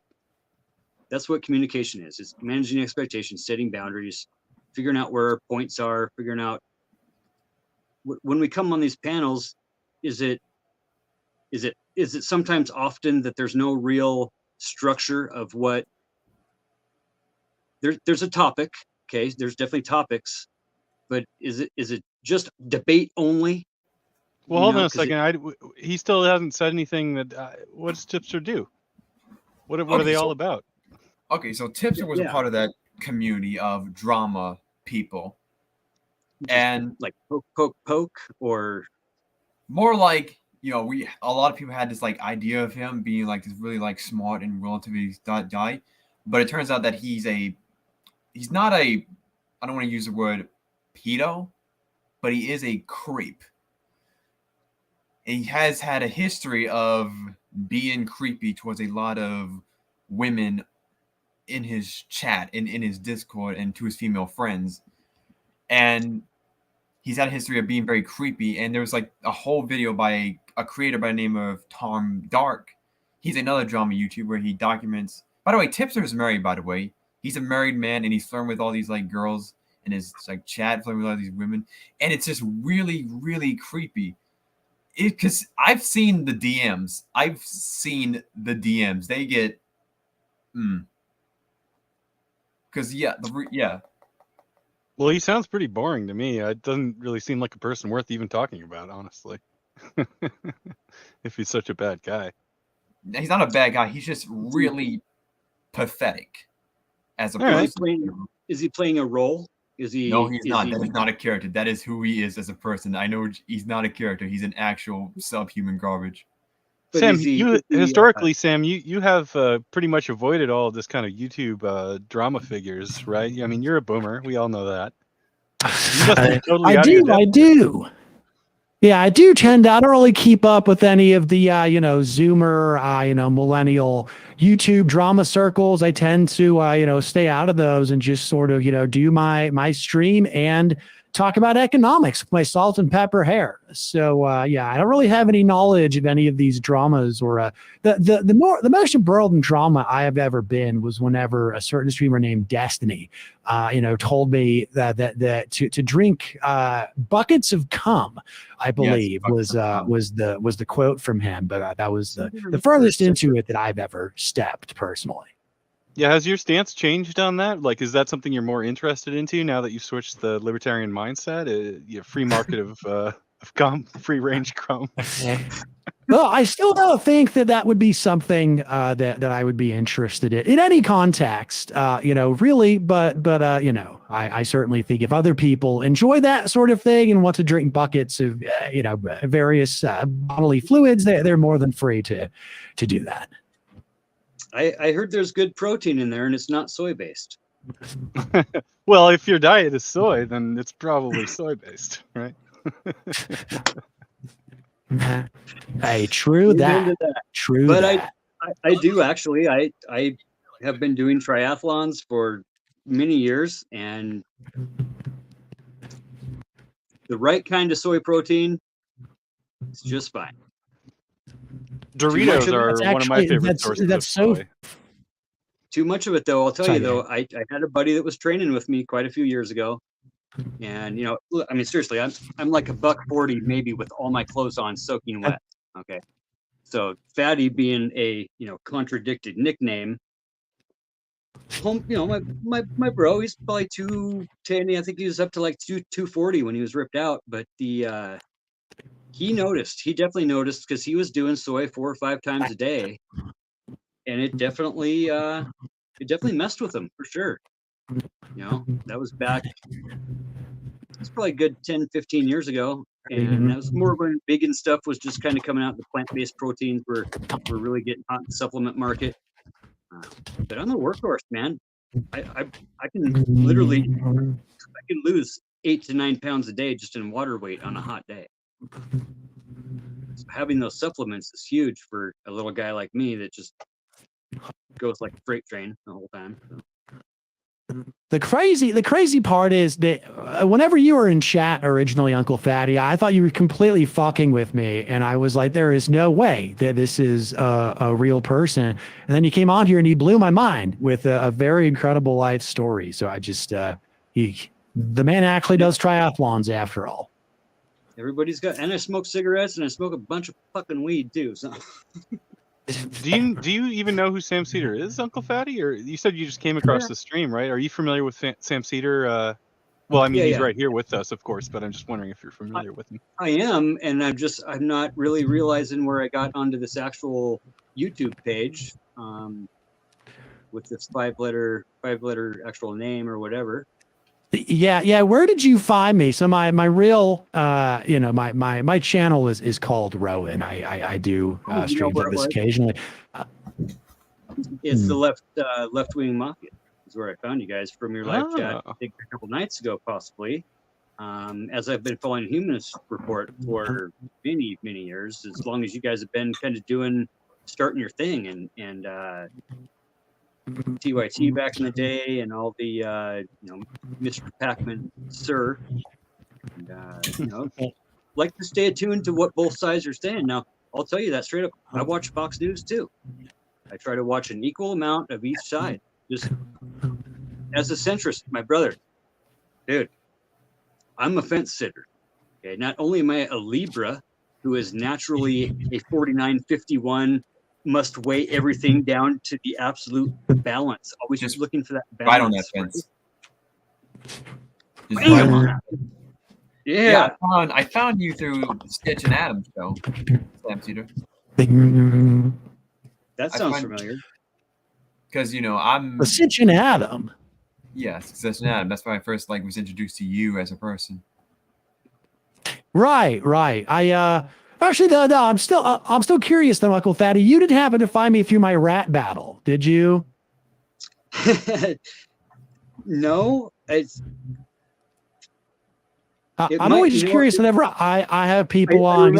I'm a fairly new channel, so I'm always curious to know. And that's a classic though. That was only a couple months ago. The Jordan Peterson Destiny rap battle. I posted that exactly 4 weeks ago today, actually. Destiny reacted that on the stream. He brought that up. It could. You know what? It probably was. Okay. Very cool. Yeah, I've never been like a left or right sort of individual, so to say. I've been more of a common sense kind of individual, because I've seen a lot of people get bogged down by a particular ideology and are unable to escape that level of mindset. So it's good for me to have some like. That's why I call myself a centrist, because like I don't really. I agree with both sides in a certain way. I agree with the left in a lot of ways. I agree with the right in a way. So I just like I put myself like right in the middle to like. Yeah, so I don't get bogged down by a particular ideology. Well, so I might be the only leftist here now. Sam, do you still consider yourself a leftist as a libertarian? Are you one of those radical leftist libertarians, or have you switched on your social stuff too?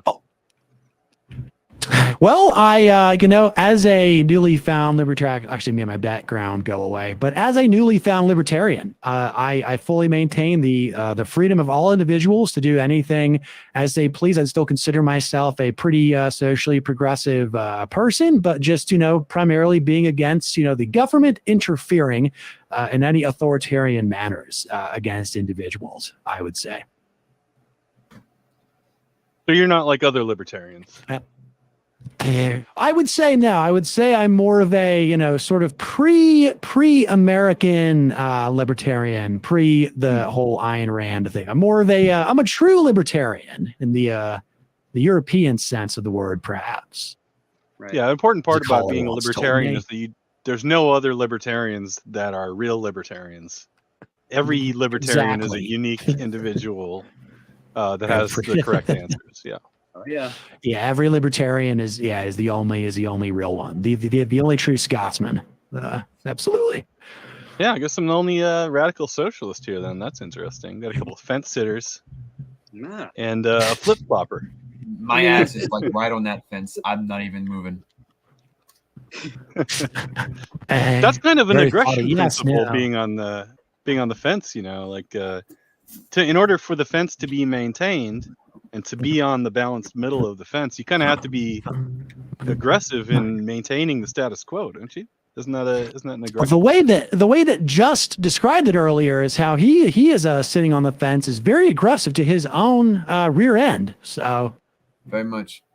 I'm not even gay, and it's very pleasure to me, and I'm not even gay. That's something. Hey, props. There's something that I just noticed. I have not heard that word, honestly, brother, since probably the early 2000s. Really, we called mid 90s. Everything was gay. Everybody was a fag. That's just the way it was. We got away from it. I'm seeing two words come back here, like in the past 6 months, maybe. Gay and retard.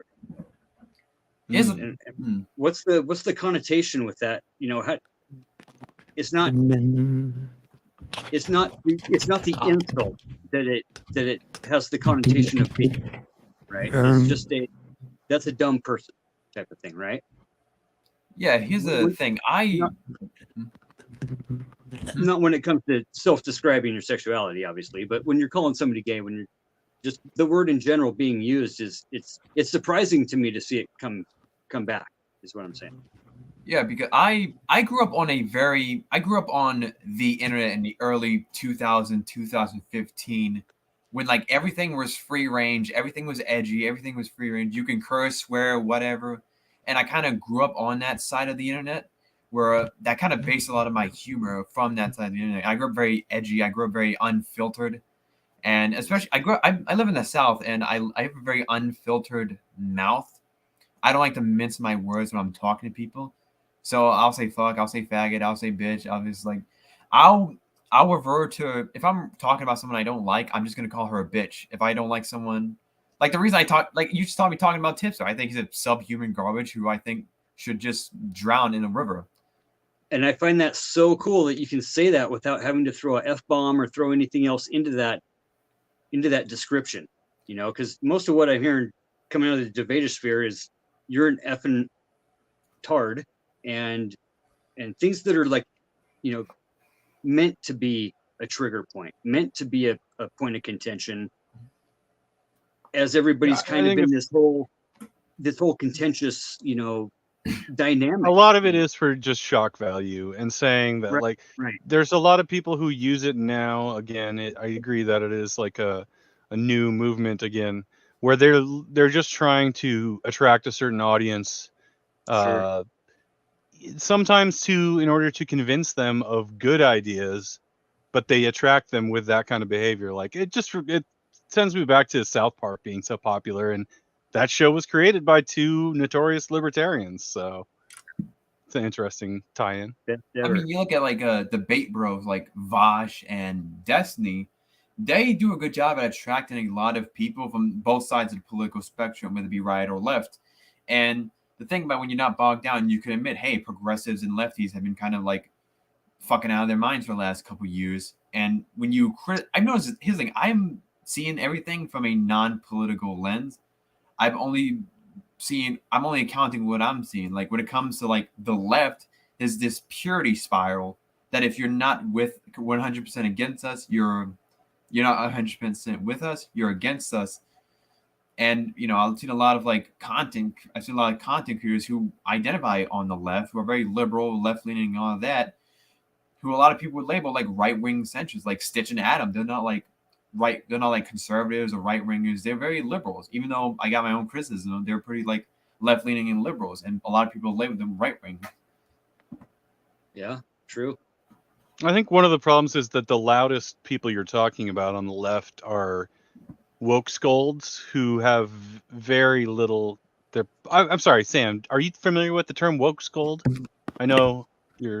I am familiar with the with the term woke scold. Yeah, there's a lot of contention around that, but yeah, just there's certainly whatever words you want to use for the kind of brand of leftist that ends up acting in sort of moral grandstanding ways that is ultimately sort of counterproductive to their own cause. And I think there's a lot of crossover recently with the Israel-Palestine stuff, where quite many of them just kind of take it too far because they don't really base their ethos on they don't have principles. They just are into the politics for the virtue signaling and feeling superior to other people, and that's a problem that I think it's a pendulum, right? And the left has a lot of people from the whole Bernie campaign where now we need to make sure that they're actually learning something about why we believe in the beliefs that we believe on the left. And unfortunately, the loudest ones are the ones that seem to have the most poor education on why these things actually are important subjects and matter. And they kind of go way too far with it off the deep end. Yeah, and a lot of there are some genuinely pro Hamas stuff that I have seen that is certainly disturbing. The stuff that at least goes so far as to justify things like 10/7. And what I see is this very strange double standard where people just do not have empathy for the side of people that they view as in the wrong, and people seem to have a very hard time separating the actions of governments and military organizations from just random civilians and children within a certain country.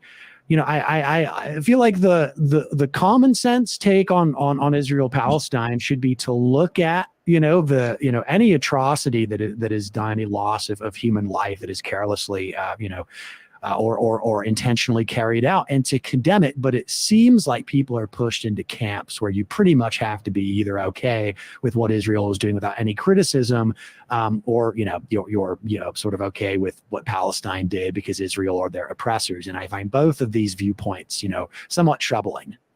So what do you think is encouraging those stance from those very vocal, very minor minority of people who are openly supporting Hamas on these platforms? Could it be the free market algorithm of clicks and views that is allowing them to do this? Is that something that you support, Sam? It could be the free market algorithm. Certainly, it is. The internet has granted people the ability to find a million other people that share in their stupid opinions, whereas back in the day it was hard to find other people to find your niche of sort of brand of stupidity. But now there's entire subreddits for every subgenre. Are you aware of the Leftovers podcast? I am highly aware. Yeah. The Leftovers podcast with Ethan Klein and Hassan Piker had recently came to an end recently. Ethan Klein just says, "Oh yeah, it's done. It's all that," and it's mostly because of how Ethan Klein has been viewing. I made a video about this recently about why Leftovers breaks up, and my criticism wasn't on the. I didn't focus on the Israel-Palestine situation. I focused on Ethan Klein and Hassan Piker relationship and who they are as people and why that was never going to work.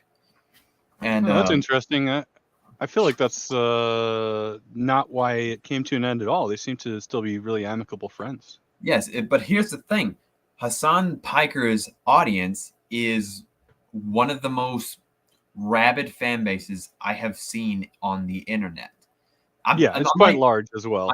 I'm talking. This is like Dream level, K-pop stan level, Swiftie levels. Like Hassan's audience is full of very radical, because he is a radical. He's a radical leftist. He's very radical. And the thing about Ethan is Ethan's on the left, but Hassan Piker is on the fucking left. He's far left, socialist, communist, tanky, all that. Yeah, that's why they had such interesting conversations and in good faith as well. Exactly. And are they really? Is he that far though? Is part of that an act? I mean, from an outside, I've watched them both probably a handful of times each and together. And here's the thing, I think a third of it's probably at least a third of it. I think is probably forced a little further than it should be, just for the shock value, like you're saying. I think he's incredibly. I'm sorry, I just get this in real quick. I think Hassan is incredibly genuine, but people don't hear the nuance when he's speaking because a lot of the radical people in his audience ignore that part and they think that he's as far left as them, and he actually does very little to correct them. And these people were harassing Ethan, calling him a Zionist, which is ridiculous. If you and attacking his wife too. They were attacking his wife. Yeah, and Hassan, he gives the tankies and MLs in his community a lot of space, even if he doesn't. If you listen to him, he doesn't agree with them, but he doesn't really push back on them much either. And it comes the same thing with the China supporters and Taiwan issues and stuff like that. It's I wish he would be more vocal about it, but if Hassan is disingenuous in any way, I think it's just that he doesn't have the conviction to alienate those people in his community. Regardless of my own personal opinions of Hassan Piker, I always assumed that he was I don't want to be mean, clout goblin fuckhead. And I always assumed he was a clout goblin. But if he was a clout goblin, and his thing about Hassan, he rarely gets out of his pond. So he rarely gets out of his chat room. He's like the biggest fish in his pond, and he rarely goes on Tim Pool. He rarely does debates. He rarely does that. He lives in his own castle. And he's afraid of stepping out to where he will look bad. So he's built up an audience and sort of a wall to sort of stave off criticism. And the Leftovers podcast was his biggest introduction to new viewers, because H3H has a lot of power. He has a lot of social media presence, and and it got nuked. Because if he was a clout goblin, if he was a fucking tanky clout goblin, if I was Hassan's face and I was a clout goblin, I would not let that podcast go. I would fucking sink my teeth into that podcast and hold on for dear life, because that's my introduction to new viewers. But the fact that it got blown up because of Hassan's fan base or Hassan himself, whatever, proves to me that he is very that much extreme from what I've seen. Maybe he was still incredibly willing to have. He's not the one that stopped it. It would still be going if it weren't. I'm not saying that. It was Ethan himself who cut it off. But you're saying that's because he's trying to chase clout. That's Hassan's. No, I never said. Because he was getting a lot of flack from their discussions and things like that. I never said he was a clout goblin. I said the opposite, that he was a clout goblin. He's really whatever my own criticisms, I have a bunch of them for Hassan. He really believes what he's believed, that he's a radical. He is a radical leftist. That's an honest truth that I believe. I don't think he's a clout goblin. And it was that Ethan kind of cut it off because Hassan's fan base are full of very radical people who really attacked Ethan. And I don't think Hassan really did a good job at burning out those people in his chat. He didn't really do anything about those people in his chat. And I think that's where the big problem with what really blew it up, because Ethan couldn't really deal with Hassan's far left fan base. And that's what happened. You can't piss off the cash cow. You know. Exactly. I feel sorry for Ethan that he isn't unable to just ignore those people, because they're never going to go away. Yeah. No, and that's Yep. just to bring that back to another topic that I was just talking about. It's taken us 30 years, guys. It's taken us close to 30 years to pull the roots of that compound that was up here out of our society up here, and literally within a couple of years, it's all back, and it's back even stronger. And it's a moral majority that's going to have to come together and decide, what's going to happen. I am in very strong conviction right now, especially after reading the entire Project 2025, getting onto their online.org and signing up for the weekly mailer and recruitment and the stuff that they're doing. I mean, I can't, it's hard to emphasize how much similarity there is between the old Nazi playbook, the old Was skinhead this playbook Portland? up here. North Idaho. Yeah, close. Hayden Same Lake. area. Yeah, Hayden Lake was the Church of Jesus Christ Christian. And in essence, it was a 20-acre field of grass and a couple of buildings, and old man built a church, and he was a pastor, and he had his church up there, and every summer we'd have 2,000 at the beginning, maybe 200 to 400. Later on, late 90s, we were close to 2,300. Full on, boot stepping, dressed up, full dress, all the flags, Nazis walking down our road, down having their day in the park. And that's great. Everybody has that right. That's the libertarian in me that says, this is America. Everybody has the right to not just protest, but to assemble. And it's like did you guys see the Satan Church, the Church of Satan went and dropped off a tree here somewhere recently? You guys seen anything about this? They dropped off a Christmas tree at a public forum somewhere. It's a decent looking tree. There's nothing satanic looking about it, but they're getting a bunch of flack. I'm part of this Church Without Walls community that non-denominational, anybody is welcome. Let's just come talk about faith, talk about what your faith is to you, because it's different for everybody. My perception is obviously going to be different than a 45-year-old guy in Tibet that hasn't spoken for 30 years, that's a monk and is enlightened. It's not the job of any religion to call out the other religion. It's the job of religion to be the shining light, to attract the moth. And all this what's going on is just like, it's like a monkey sitting in the corner banging the cymbals, going, follow me, I'm the only one, and I'm the only one that can save you. And you're saying that, would you say most of that discourse is happening on Discord? As I'm kind of a fresh member on that platform, and I've definitely noticed some certain spots that are trigger points for me, that I shouldn't even go close to a few of these sites. That Are you talking about people being honestly or openly racist? Yeah.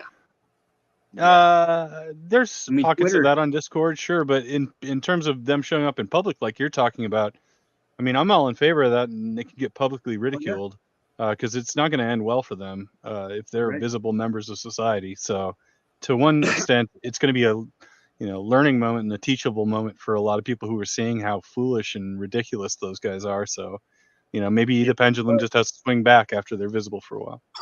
It does, and they, they're, and by they, I mean the 40, maybe 40 of them that were here full time, started getting really into the politics and started doing real stupid stuff, leaving leaflets inside people's mailboxes, harassment, leaving a physical trail of harassment. One of the city council members was a restaurant owner, and they tried to bomb out the back door one day or some shit. And my aunt's house happened to be like on the back side of that parking lot, and it blew out all the front windows in her house, the old single pane 1940s windows, right? And once you start crossing lines, you got all the right in the world to talk and to assemble do what you want to do. You can't break the frickin' laws. That's what the laws are for, and you can claim whatever you want to claim as far as being sovereign and whatever. The Southern Poverty Law Center came in and shut these guys down. They got sued for over 20-something million and basically shut them down up here, at least to where by 2002 we'd torn down the church, and they'd gone down south. Most of them went back down to Tennessee, and then they started trickling back up. And I'm all fine with this. It's so hard for me to classify people as they. I don't like that broad net, that wide terminology. But the fascists, for real, you guys, they want to turn Idaho into a sovereign country. So what do you think the solution is here? Do we need to be more intolerant of intolerant people, or like what do you think? We need a blue wave, man. I think we need a blue wave. I think. Have you guys ever had a conversation with a Nazi? Oh yeah, dude. Oh yeah.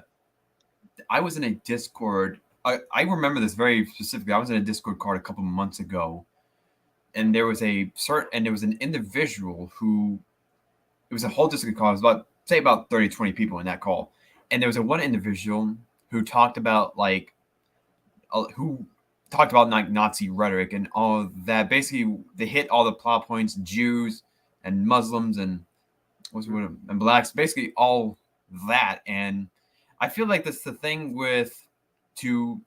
now I know people to reach out towards very far right extremists like Nazis and far right extremists, but I've always been very against censorship and taking away people's right for free speech. And because I feel like racists and Nazis should be ridiculed, should be mocked, should be made fun of. And I think banning them from social media websites do nothing but give them power and just exclude them to more extreme websites where there is no pushback. Yeah, but the media sites aren't banning them because of their horrible viewpoints, outside of the fact that it scares off advertisers. Yes, exactly. So, that's the thing. They're not like making principled choices about the viewpoints that get shared on their platforms. So even if they're radicalizing more people because they can now claim that they're being censored, it's the free market that's causing these websites to do that because their advertisers running away. It's not a public square where people are protected. So it's the free market again, which is causing this problem. And a lot of the media in general is facing that same problem where you've got shareholders. Those shareholders want a return on their investment. Here's the thing. I've been on YouTube for a long time, and I've recently just started making content. A couple years back, there was a thing called the Adpocalypse on YouTube on the platform. It's where PewDiePie, largest like gamer dude. He's like the largest like gamer YouTuber. Where he made like an edgy joke about like kill all Jews and all that. He made like an edgy joke about kill all Jews. The Wall Street Journal picked this up and tried to paint like PewDiePie as a Nazi. And in doing so, like, it's sort of like, YouTube was at that time full of like the most messed up, edgy, and yet there were definitely Nazis on the platform. Of course they were. And here's the thing. Any other creator could have gotten away with that, but PewDiePie, he was like their golden boy. PewDiePie was like their golden boy. So the fact that he's doing like fucked up, edgy shit kind of like popped the bubble, and a lot of people looked into YouTube, and there were some really fucked up things on the platform, and that caused a lot of advertisers to pull away, like Disney and all that.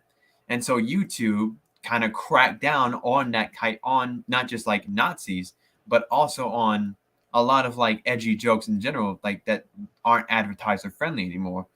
And sort of like where YouTube is now, because that's the thing about advertisers, because here's the thing. A lot of these like far right people like to make up conspiracies. That, it's the Jews. It's the Jews. It's the woke media. It's all that. But really, it's just money. It's all just money. It's like there's no grand conspiracy against you. You're nothing in the grand scheme of things. It's all about money, and you present a danger to their platform, a financial danger to their platform. So they're gonna kick you out because you have a large platform. You're spreading shit that they don't want eyes on. They don't want eyes on at all. Yeah, And we're living in the libertarian paradise. exactly, libertarian paradise, of course. Mm. Kinda. We've got a comment here from Christ Brings the Sword. There is no escape from what is coming. Yeah. And when I they saw put- that. I saw that. Yeah, when they put Trump away, the devil will play. The roundup of Christians will be a priority. Well, that's an interesting slippery So slope. That That would be incredible for the major religion, the most supported religion by public politicians in the United States to be persecuted. Be quite the swing. Yeah, I'm not seeing where if when they put Trump away, then the devil will play. Okay. Sir, are you fucking retarded?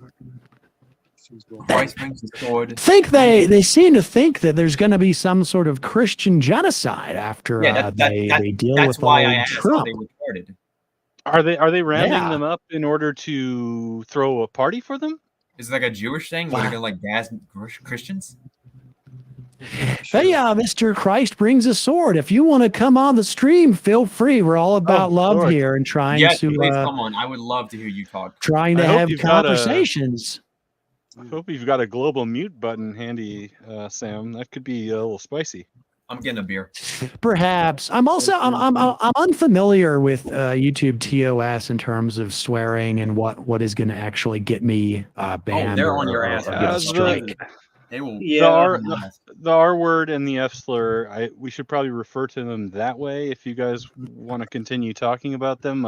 They're both Yeah. allowed Okay. on YouTube, but they will get you demonetized. I don't know if you're trying to. Yeah. I mean, you're a libertarian now, so I assume you're trying to make a quick buck off of this. Eventually, I don't have enough watch hours to get monetized yet, but I'd like to down the road. So yeah, if anybody wants to refer to any slurs, if we could just please refer to them by the letter for YouTube purposes, that would be great. Christ Brings a YouTube- Sword says, I have to get my mic if you really want me. Sure, come on. Just, wow. as long as you don't break any TOS, we can have a perfectly respectful conversation. We welcome that. Yeah. It sounds a Come little on, suggestive, though. What do they mean if you really want me? I don't know. The thing about That's, YouTube, like YouTube Revelation streaming. 12. I mean, if this was Twitch, you would already be banned for what the shit that be coming out my mouth. But YouTube, like live streaming, is not perfect, but it's definitely more lenient than Twitch or Kick. Yeah. But you will get canceled because you're not getting the advertiser dollars. I mean, as long as you don't care. That's all it takes to be canceled these days, right? Is that you're I mean, not as long getting as you have money. an audience of fans who will buy your merch. Depends on like the audience you have. You have an army of loyal fans who will buy your merch, buy your fruit. They get a mug club. Doesn't matter that you have. That doesn't matter if you are demonetized. You have a loyal fan base who will, buy your merch. And Christ Brings a Oh. Sword says, I'm all about love and beauty. I come in peace. And then they said, if you find me too dangerous, I understand. I'm not sure what that means, Mr. Sword, but I'm sure if you come in peace, it shouldn't be a problem. As long as we refrain from slurs, we should be okay. No slurs. No slurs. But yes, hopefully we can assuage you of any of your fears of a Christian genocide. The truth is dangerous. Oh, okay. Oh.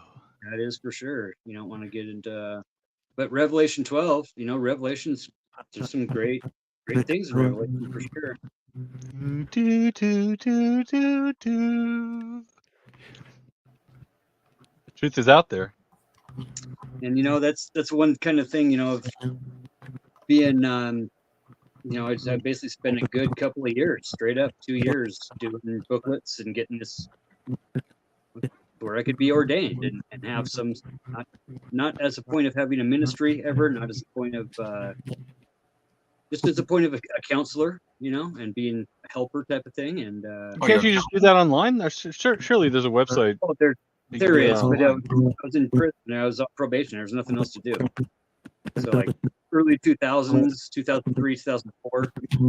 Like this stuff was barely starting to exist, so you actually had to go through the classes to actually get the certificates. And I'm glad I did, because it's not a matter of using the Bible as ammunition, right? When I see people using verses and trying to say, this is the only way because of this verse and stuff like that, and I'm not one. Yeah. Just having the wherewithal to know that everybody has their own experience. That's His thing. I would never really make fun of someone for their Sam, religion. I think we're getting some feedback from your sexuality. software. I would never do that. I would never make fun of anyone for their religion or sexuality or race or anything like that. But I also believe in talk shit, get hit. So if you are going to talk shit about me as a person, I will make fun of everything you believe in and what you are passionate about and what you are proud about. That's what I believe in. While we potentially bring someone else in here, I make fun of someone for their religion or sexuality. It's all fair game to me. We have Christ Brings a Sword backstage. No video, only audio. So I'm going to be bringing them on in 3, 2, and 1. I'll save my lighter to the topic panel. for just a second. I got 2 of these. There we go. Yeah, I've got some lighter-hearted topics for later, Sam, if you feel like it. But, certainly, we've got to save those until we get to know our new friend. Hold on. Sure, yeah. Please keep those in your back pocket. We might need it. Okay, I've got one window open now. I guess this is right. Okay. Sorry, I had a little technical problem. We can hear you. Yeah, you sound good. That's good. How are you doing? How you doing, Mr. Sword? I'm wonderful. How are you? Doing pretty good. Was curious about your comment earlier whenever you said that the roundup of Christians will be a priority if they put Trump away. What did you mean by that? Well, I'm just quoting the scripture. It says that the last trump in the Bible, there's going to be a rapture, and then after the rapture will be a tribulation. Is this Revelation? Yeah, this is several books, but Revelation talks about it. And that's not in the Torah. I'm not sure if Sam's familiar. No, it's not a Jewish belief. Yeah, I'm just saying maybe you need to fill in some more details for him. I'm not sure. Yeah, it sounds like more of a New Testament kind of thing. I think my people are less familiar with that part of the canon. It's New Testament. It's the last book in the New Testament. Revelation is written by John, and he had a vision with Jesus Christ, basically narrating, telling him what to write down, what he saw. And he saw visions, and a lot of it is allegorical, like Revelation 12. If you read it, very interesting. And it describes a time when the devil is chasing after the woman as she's in labor, and she gives birth to a child, and then the child, the devil, chases after the child and is caught up into heaven at the throne. That's the rapture of the Christians right there. That's a vision that John had. So after that, the devil goes after the Jews and tears them apart, and then Jesus comes back later on. So that's and then the devil is cast out of heaven, goes to earth, and then basically tramples the world to nothing. So that's the future. It's quite a vision. Was he on peyote, or how did he go on this vision? He was about 90 years old at the time. He was on the island of Patmos, and he was all alone in seclusion. Is that in the Mediterranean, or where's that? Yeah, it's near Cyprus, I think. Yep. Huh. Mm-hmm. And so he's out there, and you can visit it. And he had this vision, and he wrote it down, and that was the last book in the Old Testament. But it was the vision that was talked about in Daniel 7, where he's talking about the last beast will be diverse from all the other beasts, which basically assumes or predicts the artificial intelligence that's coming because it's diverse. How do you feel? Do you feel that analogy? Do you think that is a parallel to or how do you feel like that applies to the Trump situation? Well, in the Corinthians, it talks about at the last trump, which is curious. Nobody knows what that means. What do they mean at the last trump? But as we can see, Israel right now is in great pain, like a woman who's giving labor. Well, that's Revelation 12. It's talking about a woman in labor. Gives birth to a child at the last trump. Well, we're seeing Trump. He's close to going to jail or being disappeared somehow. And so when he disappears, and he said this many times, they want to get rid of me because they want to get to you. So when Trump is gone, they'll come after the people that support Trump, obviously. So that's in the Bible. They're going to come after the Christians. It says after the tribulation, you get your head chopped off if you don't worship the beast, and no Christian is going to worship the beast. Christ brings the sword. I'm sorry, Yeah, I called you a retard earlier. Was that? I'm sorry, I called you a retard earlier. Oh, no, not a Well, retard. we were going to say Step we up. were going to say R word. That's a step up. I'm sorry, I called you a retard earlier. I am a pretentious prick. Well, that's all right. I didn't know that you were listening. I didn't think you would agree with me with what I'm saying. No, I don't agree with you. In fact, I haven't really been following anything for the last couple minutes. Well, you're watching what's going on in Israel right now. Everybody can see that. That's the woman in labor in the Revelation 12. So the thing with these, I'm sorry, Sam. I don't want to. If you got thoughts, I don't want to. Yeah. Well, just I just want to say real quick, and then I'll let you go. I just want to say I'm going to be honest, Mr. Sword. That sounds like a little bit of a stretch to me in terms of it feels a little bit generous with the interpretation of language there. I feel like there's been a pattern throughout history of words and prophecies being stretched and interpreted to kind of fit many dramatic events in the world. That's just my first thought, but Fry, you can go ahead, or Mr. Sword, you can respond to that. Well, I think you have free will, and the Bible doesn't want to interfere with your free will, so you can interpret it any way you want. Christians believe that when you have the Holy Spirit, you're able to interpret it better than a person who doesn't have the Holy Spirit. And so the parables may not make a lot of sense to a non-believer, and they may not spend a lot of time studying it. But a Christian wants to know what the hell is going on, so he's going to study those parallels, study the Bible, see what it could possibly mean. And it sort of opens windows and doors as you study it, but you're not going to get that unless you're a believer. Yeah, Sam. How many? Sorry. Well, how many Christians is this sort of mainstream Christian thought at the moment? Are there many pastors or church leaders that are saying that we're kind of in that Revelation's prophecy, or is it sort of a fringe thing? I have a lot of Christian family, and I haven't heard any of them talk about this yet. Well, most Christians are in some kind of church or denomination, which I don't belong to. I'm a independent Bible-believing Christian. I just study the Bible and I follow. Oh, you're friends with Uncle Fatty, I suppose. So I just study the Bible, and I pray to God, and then God speaks to me through the Scriptures. So it's a two-way conversation. So that's how I learn. I don't mean to pry or step over a boundary, but have you ever been in recovery and like AA meetings and places of recovery where we talk about things like rationalizations, justifications, cop-outs, projecting? No, I have. I have not. That's kind of my, being busted for a 5 nug of weed as a freshman. I was basically ordered to go to this Port of Hope rehab center with a bunch of, struggling alcoholics, half of which wanted to be at the meeting and half of which were court ordered. And I've always had that kind of view of the cycles and patterns that humanity gets into, that we personally get into.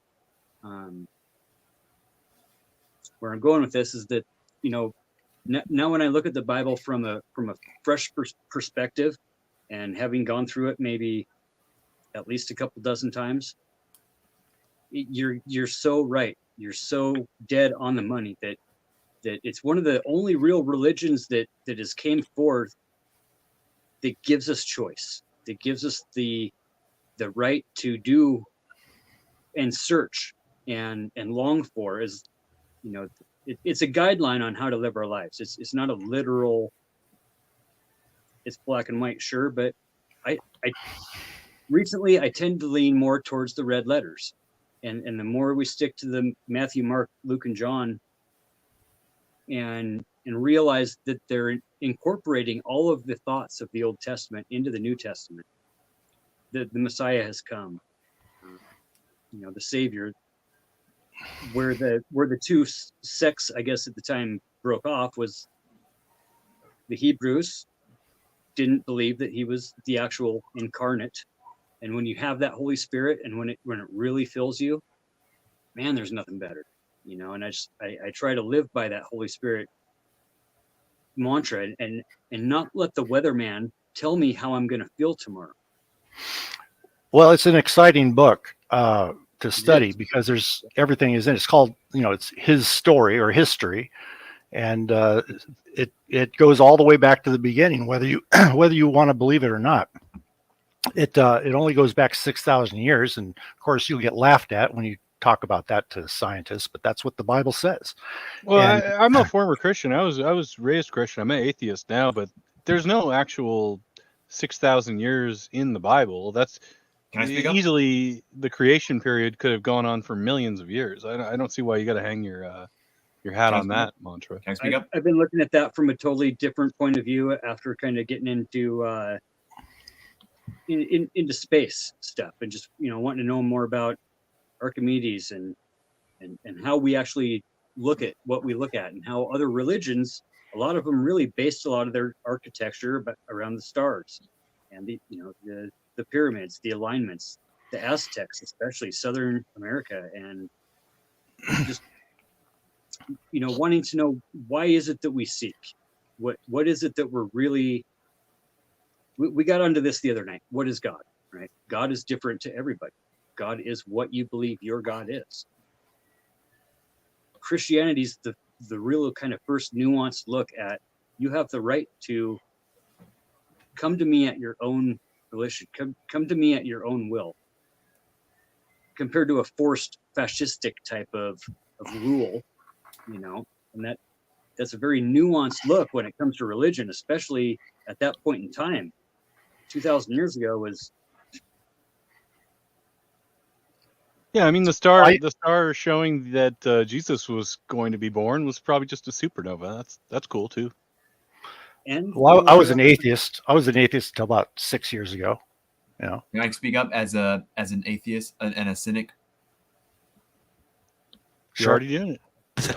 So my father, he's Baptist, he's a religious person. He didn't try to force me to be religious. I'm not really religious or atheist. I'm more I don't know. So I'm not gonna I don't like having a specific meaning in the universe, because I think the universe is a complex thing. So I don't try to put one label on it, regardless of religion. I mean, I've talked to a Scientologist one time. I talked to a Scientologist. I told him his religion is brain dead, and I wish he'd drown at birth, because that's understandable. I mean, we're all like that. We all have that. We're all born like that. We all want revenge on our enemies. What? No. I don't see him as my enemy. I see him as someone who's beneath me. No, we don't. Okay. Oh no, I don't see him as my enemy. He's not my equal. He's beneath me. He is an ant beneath my shoe, and I am Ozymandias. They've erected a statue of me in gold. That's a very common thing in the world. You're not that different from the average man. Well, that's the old. I see that. Vodka a little bit, just I see. Ozymandias.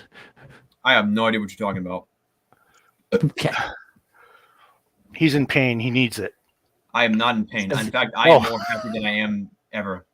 Oh, okay. Well, I had a you don't question need it. for Christ Brings the Sword. I'm curious, is this the first time that you've subscribed to eminent end games or end times coming in history, or you said you've only been Christian for 6 years? Is this the first time that you've agreed upon the end times being upon us? Well, I saw the end times 6 years ago, and that's what convinced me. I saw it coming, and I said, "Did they not set a date?" There's no date.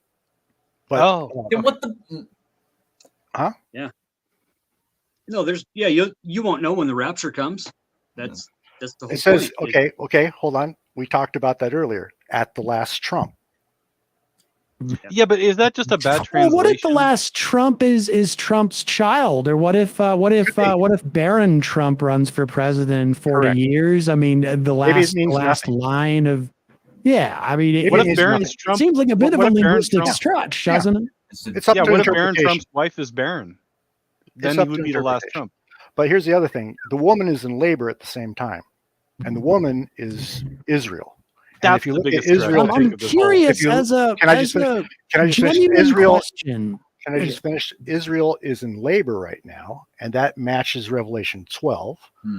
So that tells us that the child is about to be born, and when the child is born, that is the rapture. We don't know the day, but it will happen at the last So Trump. what- So if we look at you- Trump, we can see he's about to go to jail. So when that happens, we can expect the rapture soon after. But he's not. They're not executing him. He's just going to be in jail. He's still going to be there. And also, We don't- like, what's the term length for a country? If they're going to be in labor, if a country is in labor, when can we expect the baby, and when does the labor end? Well, once you're in labor, it happens pretty quick, right? I mean, the water breaks, right? Oh, so So it's we- going to be quick then. So when the water breaks, which would be a flood, for example, Hmm. that would suggest that the baby is about to be born. Do we need And to when kill the baby? the Do we need to murder the baby? the United Nations Interesting. is the dragon. Oh, Okay. the United Nations. So we The got to United kill the Nations- dragon? United Why is there a Nations. dragon now? The dragon is Satan. Okay. Oh, we sorry. call So the Satan the United dragon. Nations is Satan. So we got to kill Satan, which is the United Nations. No, we won't kill Satan. Satan's Oh, going we don't to. kill Satan? No. I think Satan. Satan's eternal, right? I'll just tell you how it ends, okay? And then you can, because I can't change anything. Satan is going to try to devour the child as it's being born, okay? It's going to fail, and then the child is going to get away. That's the church, the Christians. They're going to escape. You've heard of the what is it called? The law or the Left Behind. Left Behind. You've heard of that series. I haven't watched it, but anyways, a bunch of people leave the earth unexplainably. All of a sudden, they just disappear. Those are the Christians. They're gone. Now, what is Satan going to go after? Well, the next in line is the Jews, so he's going to go after the Jews. That's what's going to happen, and then he's going to try to obliterate the Jews, but they're going to get their asses kicked, and they're going to get destroyed, and they're going to and Israel is going to become just children only. All the adults are going to get wiped out. There's going to be 144,000 of them surviving. And then Jesus is going to come back and rescue the world. That's it. That's the story. Man, that's like some Marvel shit. You can read it. Christ, You can read it. I've read it. Yeah. Christ Revelation makes the sword. 12. Christ makes the sword. I want to say I'm very sorry for calling you a retard before. We agreed that you're going to say our word. I don't mind. I'm not saying our word. I take it. I get it all the time. Not a problem. I am an asshole to people, and I can be very abrasive towards people. Oh, you're talking to the biggest asshole in the world right now. I'm just calmed down. You should hear me when I'm really going. Lately, so I don't know if that like affects anything. God told me I'm too crazy with the sword. Give me your sword and I'm going to hold it for you, and you just concentrate on loving people. And that's what I'm trying to do. I'm trying not to be abrasive. Trying my best. Roughly carry a big stick. You know, my ex-girlfriend called me evil. Well, Where everybody's does evil. that come from? How She is that called me help? evil. Well, let me ask you this. Do you believe that there's such a thing as immortality? Immortality. Probably not. The heat death of the universe would probably put an end to that eventually. When you say It's probably- immortality, do you mean our bodies living forever, or the souls of our bodies? Yeah, like if I could say I give you a pill and you take this pill and now you'll never die no matter what. If you die, you just regenerate everything. You're immortal. You'll become a god. You'll become immortal. Do you believe that's possible? Do I believe it's possible? Yeah. I mean, with advancement in modern science, you've seen I don't know if it's possible. I'm not saying it's not possible or it is. I'm just saying I'm not sure if it is. Well, because mankind is limited in its understanding, and God would be infinitely wise. Like And we God are stuck says, in our own. We are stuck in our flesh and bodies. right, and That's- God says, I created you the first time. Why wouldn't I be able to recreate you a second time? And then he can explain to you why you die in the first place. And then in the future, God says specifically, I am going to destroy death. There will be no more death. So you'll all have immortality. That's what God has promised. It's going to get crowded. Now, if you want immortality, you have to have faith in Jesus Christ. That's the only way to get there. And that's a simple thing. I mean, all you got to do is say, okay, I'll stop being the person I was before. I'm going to take that and throw that in the trash. I'm going to pick up my cross and I'm going to walk with Jesus and I'm going to just follow him. Oh, boy. Can I ask you a And question? you can Why do someone that. brings the sword? Can I ask you a question? You can do that after being a complete piece of shit your whole life. And anybody, no matter the time, no matter the place, when they come to Jesus, that is the moment that they're saved. Okay, so you're a Christian. I used to be. Oh, I'm you're not. actually Okay. I'm an ordained minister and whatnot, but it's a very unique Because you concept. talk like a Christian. Oh yeah. No, I love the Bible. I really do. I just I know that Yeah, I'm a nihilist. when I'm a bit of a nihilist, I've really been into existentialism and just kind of the outside approach of looking inward. Looking at Hinduism here the past probably about. I've been all over. I've been a Buddhist. I've followed New Age. I've done the whole thing. Yeah, I've been there. Yep. But I found out what the truth was for myself, and it's absolutely convincing to me. But it's everybody's right to decide for themselves if they want eternal life or not. Can I ask you a question? Mm-hmm. Can I ask you a question? Yeah. When you said you sort of like was revealed this by God, say you said 6 months ago? Yeah. What? I thought you said 6 years ago. Wait, 6 years ago. 6 years ago. 6 years ago. Right. Fucking Christ. 6 years ago, an event happened in which God showed you. What was the thing again? He showed me what? What did burning bush? I think he said. No. That's Moses. Shut up. God revealed to me. God revealed to me the Revelation 12 sign. 6 years ago, correct? And then after that happened, something personal that was big happened after that really convinced me. Something personal happened that convinced you. My son got hit by a car, went to the hospital. They told me he would not live. They showed me his brain scan. It was white, dead brain. Oh. They showed me his lung. It was white, not breathing. They had him on a ventilator. I went home. I went outside. I tore my shirt off. I laid down in the ground. I rubbed dirt in my hair. I cried out to God and I said, you got to help me. And the next day I went in expecting him to be in a body bag, and he was back on the ventilator, and they said, oh, he's okay. His lung cleared up. Oh, well, that means he's got a chance. And then 3 months later, he's home and he's playing video games. He's back to normal. And now that's a miracle because I prayed to God and I believed that he could do it because he was my only hope. And then it happened. And I was not the only one who saw that happen. Now, that's not the only thing that I was convinced of God before I prayed. I already knew. After this event, it kind of like...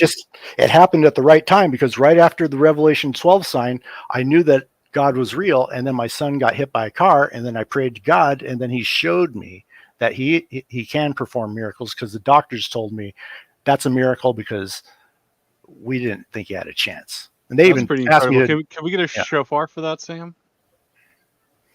You need that. A what? Can we get a shofar for that? A shofar. a trumpet. Oh yes, have the if I had Is your iPad if dying I again? had my soundboard handy, Ah. I would definitely do a show. So Sam, you're Unfortunately, Jewish, don't. is that right? Is Sam Jewish? I am Jewish, Very good. ethnically, Very good. yes. Yes. Currently practicing. Non-practicing, I believe. Well, most of you are non-practicing. That's okay. That's all right. Yeah. So you a quick question about this interpretation of Revelations. I mean, what makes you believe that the woman in labor in this analogy is Israel? Does that? Yeah, I'm curious. Oh, well, God made the stars for signs, and one of the constellations is Israel, or is the Virgo, I should say. Virgo. Virgo is the virgin. She's the woman. And the brightest star in Virgo is called Spica, and that represents King David. Okay. So a lot of things happen in the stars that we don't pay any attention to, but if you are paying attention to it, you'll see some incredible things happen with regards Like with to the telescope? Virgo. Do you have a telescope? You have these computer programs that can show you the stars without having to actually look at the sky, and then you can see what A simulation. It's a simulation, but it's accurate. Showing you what is up there. You can actually look at your screen and then look at the sky, and they'll match. But you can look at it on your screen. So you can recreate the Revelation 12 sign that happened on September 23rd, 2017. It also happened last September 23rd, this year. Happened again. Which happened to be my birthday. Well, My that's birthday 2 days from now. something to think about. Yeah, because that's Jesus's Bro. birthday. That's the Bro. birthday of Jesus. Okay. So what that's saying is something big is going to happen with Israel. Now, what happened on October 14th of this year?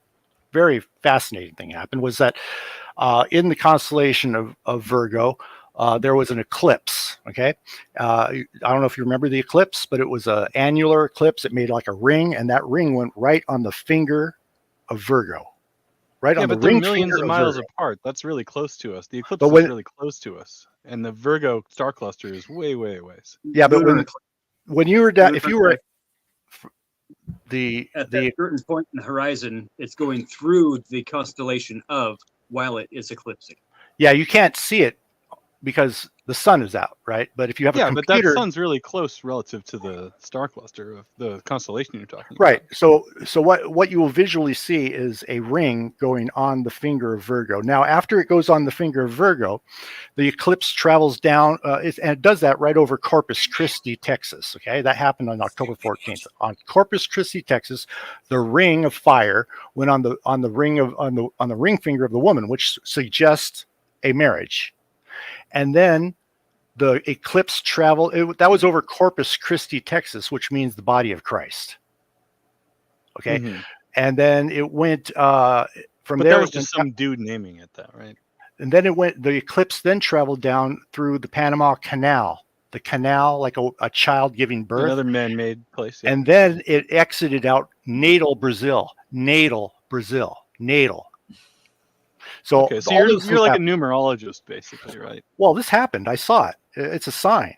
Well, I mean, I don't disagree with any of those things happening, but like the variety of things you're picking out of the air, like you could sort of string together any kind of narrative you wanted if you felt like it, right?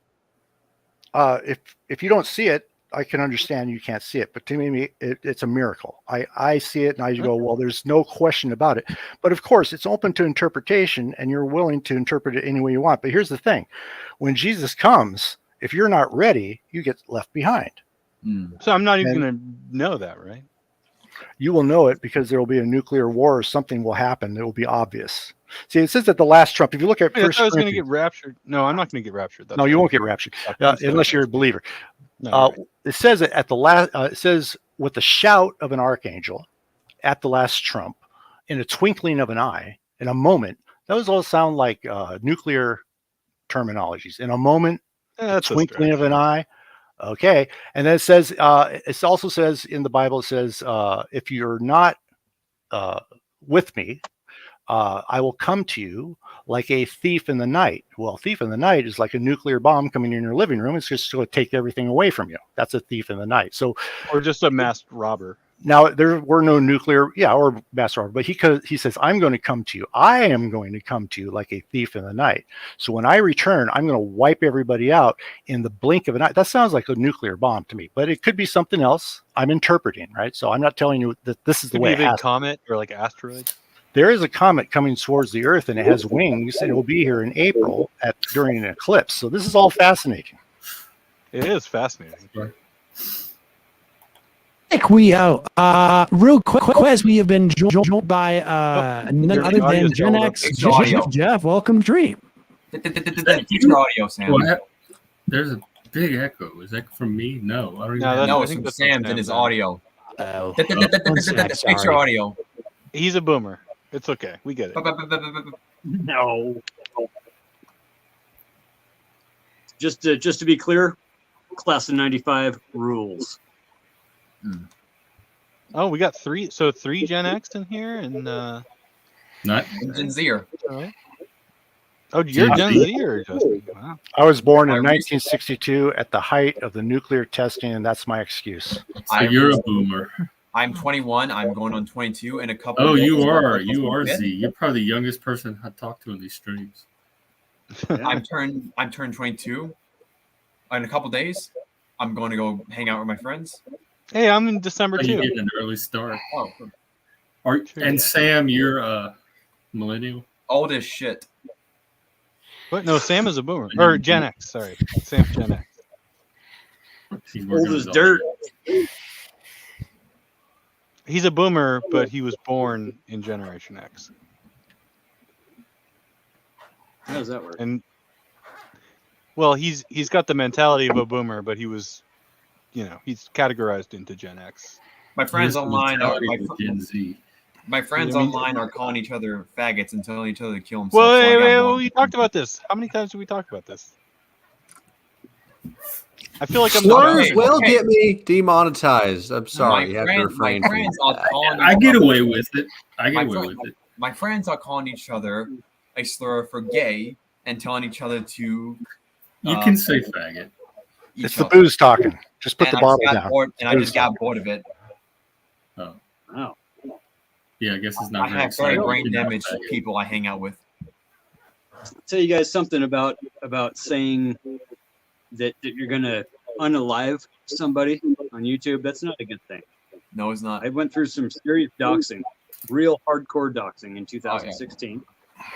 Had a decent woodworking, construction, tool reviews. Man, tool reviews are great game on YouTube. Like drills, power tools, and little stuff like that on site, on the actual job site type stuff. And a couple of these guys that are from up here started getting onto my site and getting onto my pages, and next thing you know, we're in a big ass brawl in the middle of Home Depot, Really? live on YouTube. That wasn't a very good deal. Oh, yeah, I mean, doxing some is- people would Wait, say in, that in Home Depot? Yeah, man, we're doing a live Live from broadcast. Home Depot? Doing You have yeah, the man. link? No, it's all scrubbed. It's Oh. it's part of a federal investigation. We got. Oh, my God. They ended up with my phone Can't during you the just fight, like right? talk philosophy or politics or something? Yeah, good yeah, question. Well, I talk about YouTube drama, so this is like out of my depth. yeah. No, Yeah, I- there's a I lot got of that to talk about. about. That's where all the trolls and this kind of stuff is coming from. I That's try to where stay away degenerates from like it. me We don't hang have out. trolls on my channel, or if we do, we have the high tier trolls. Well, Real Sam brought quick, up- just to verify, how is my audio? Is it better? I tried to turn the Yeah, voice it's down. not It's your echoey. filter might It's be fine. off. It's fine. You It's sound a fine. little more like Rowan. A little bit better now. Okay, give me just a moment. The Sam Cedar shtick is up. I'm gonna change real quick. Hang on. Put on your Jordan Peterson impression. I like that one. Oh well. Okay, hang on. Hang on. I'm not gonna dye What my are we beard gonna do though. without the man? Just that put would on be your excessive. Destiny wig. Destiny way. I'll be right back. Yeah. Actually, I got something even tastier for y'all. Hang on. Oh, Oh, Nice. jeez. So Gen X, what's your story? I think your name looks familiar. I'm around the panelverse. I have my own channel too. Cool. Most people know me as the gay Satanist or the autistic gay Satanist. Satanist. Oh, that's fun. Yeah. That is Nice. a hell of a title. Well, Well, I'm part of the drama community where I make which, videos. which streams? Which streams? Like I'm talking like Turkey Toms, like Nicholas Zuriel, Bo Blacks. That drama community, the commentary community, Which like which with- community? the commentary community. It's like drama on YouTube and all that. What's it called? The commentary community. It's like where people talk about like drama and all that shit online. Yeah, like that happens on a lot of the streams that I watch too. Like, it's full of like basement dwelling nerds who have nothing to do with their lives. Yes, and that's what you seem like you have more going on than just that. Yeah, I have my own channel. I've recently started making content this year. I talk about things like movies and YouTube drama and certain ideas. It's called. Is it called? It's Just Me. It's Just Me. Correct. Let me try to find it. You're not talking about that crazy girl Grace and her stupid boyfriend and her dad, right? Are you talking about the Thorpes? Oh God, that's about as low as you could get with drama. Hey, dude, 100% Grace. Grace is my ex-wife to the T, bro. Bipolar as fuck, completely nuttier than a shithouse rat. Nuttier than squirrel shit, I used to say. 100% walking spit image doppelganger. Crazy, crazy. There's a ton of these where I live. There's a ton of these women where I live. Well, send a few up here. I attract the crazy, you know. You did say X. So. Yeah, no, that's a whole nother drama game. You guys are milking their whole relationship for 4 or 5 channels. There's nothing but that couple. It's pretty insane. Yeah, I know. The voyeurism, you know, what is it about the voyeurism of? The people like the trolls. I don't know why. There were some trolls on a panel the other day on Flow State's panel, and he did a poll. Right. Of, do you want me to kick the trolls or do you want to keep them on? It was like trolling is fun. 2/3 keep the trolls and like 1/3 get rid of them. I'm a recovering troll myself. Are you Ryu from Death Note? Well, we got in the flesh, my friend. It's kind of a hot little look. Who's Riot? Ryu. Oh, it's a character from an It's a anime. thing losers know. It's a thing. You got the satanic daddy look going on. Thank you, Jeff. Yeah, this is gonna be my new look whenever I stream. Am I like light? The pointy hair at all. You are light. You I am look light. exactly I'm like very me. a white version of light.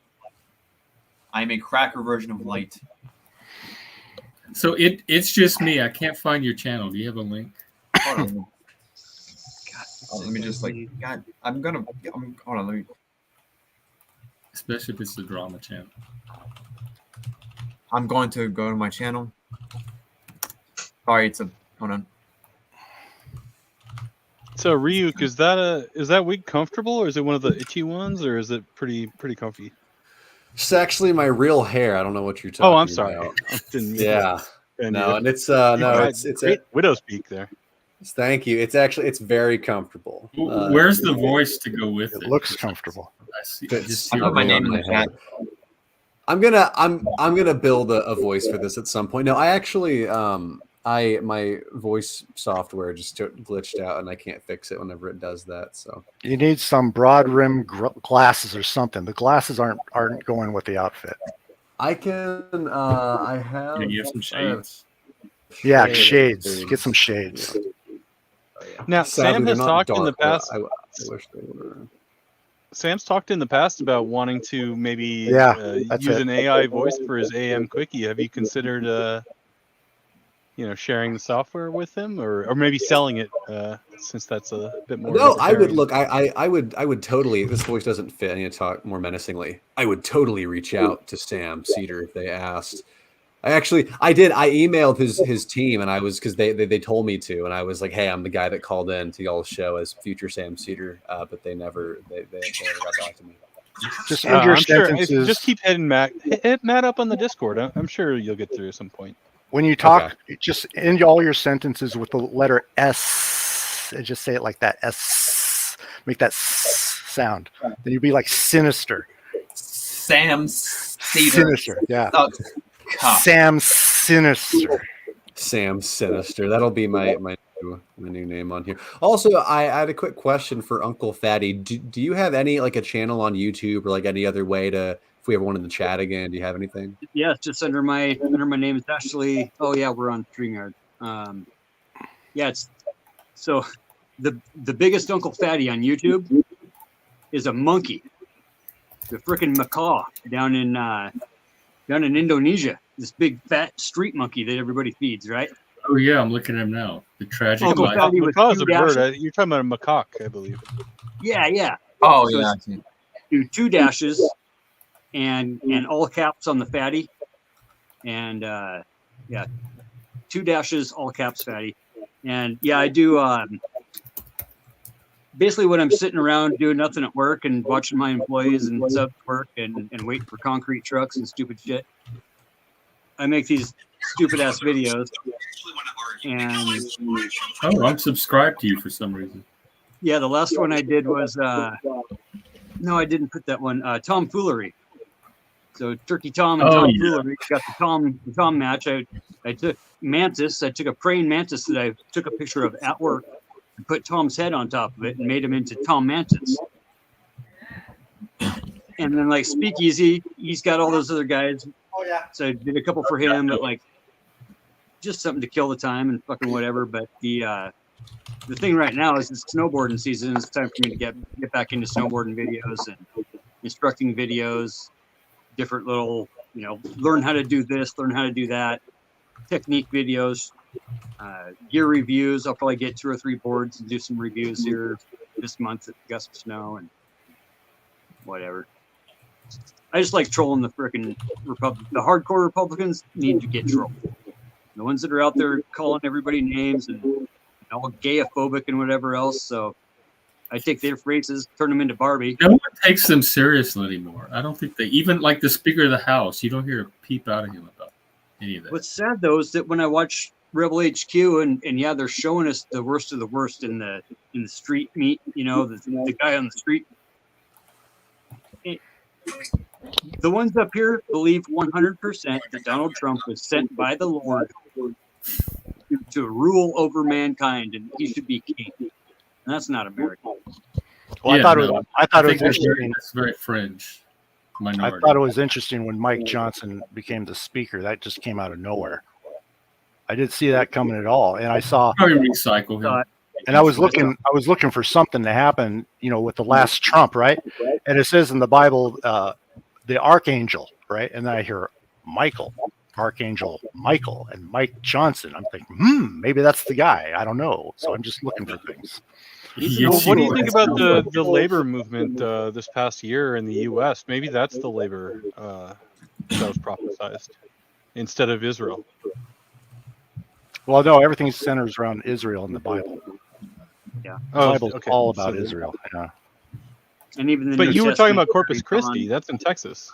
Yeah, Corpus Christi is where the eclipse took place, where it put the ring on the bride's finger, which symbolizes. Yeah, but that's not in the Bible. Texas that's the same. No, thing it's not in the Bible. That's right, but it happened.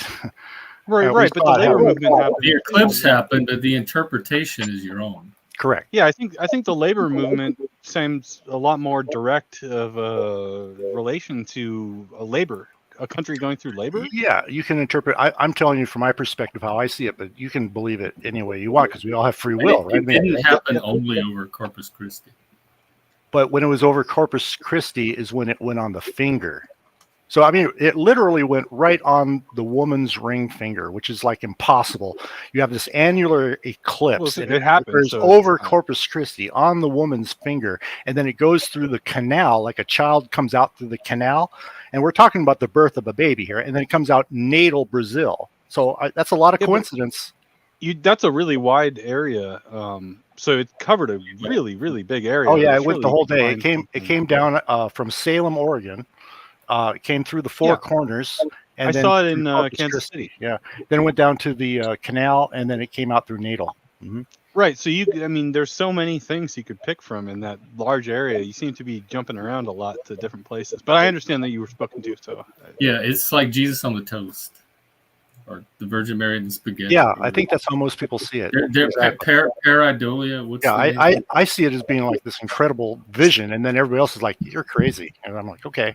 I don't think you're crazy. I just think you're being very selective. Yeah, that too. Whatever. Your own interpretation. Yeah, I just want to see things, and then I see things, and then I make up. Like you see something, a pattern in the clouds. You say, "Oh, I see a choo-choo train." Yeah, I get it. Yeah. But Speaking of, I have I the wanna talk about scripture, some- and I've got the pyramid, and I've got other things to look. I've got my own experiences, and they all draw me to those conclusions. But of course, you guys can think whatever you want. I have no negative or positive feelings about what you think. I'm gonna come off sounding like a condescending prick. It's all right. I do that all the time. I'm not saying you're wrong. I'm I not could saying be. you're right either. I am very drunk, and I have been sort of blanking out on this conversation for the last couple of minutes. How much of that vodka have you consumed? I'm just A curious. lot. There's a lot more in that earlier. There was a Is lot. it- is lot. I thought this was smaller when I got it. Hasn't it been empty for like half an hour at this point? No, there's still a lot more in that. This was bigger than I thought it would be when I first got He's it. just drinking it That's a straight. big one. Yeah, he's Yes, drinking I'm it straight. drinking it straight. My throat is on fire. Well, you know, one thing about that alignment too on the 18th on that lunar eclipse, that was Yeah. a one You got in black coffee. 6,500 year alignment. when it Yeah, well, came the Earth down, is 6,000 years old, so that makes sense. right. Other than on the 64,000 year scale, 32,000 year scale being half. Here's the thing: if you say I have a There- 1% chance of being right, okay, let's say No, I have no, a no. 1%. I'm saying that's a very unique and a very powerful eclipse that just happened. It was. And Got my in attention. the astrology realm, with the Chiron external planet that they say might exist, the Now, alignment check- that we kind of came out. So 2 years from now, exactly 2 years from now, do you feel like you were kind of in the same place as you are right now, but just a little more? Well, how to say that? 2 years ago, we were in the exact same alignment. We came into a period of neutrality and have passed through that. Now we're coming back into the positive side of that 6,500 year swing. And the Aurora Borealis, the Northern Lights, have been so spectacular up here in the Pacific Northwest. Greens and purples that are where you positive ions. Yeah, right? a lot of And- sun activity. Mhm. Yeah, a lot It's of so solar surreal that this is a Rowan stream.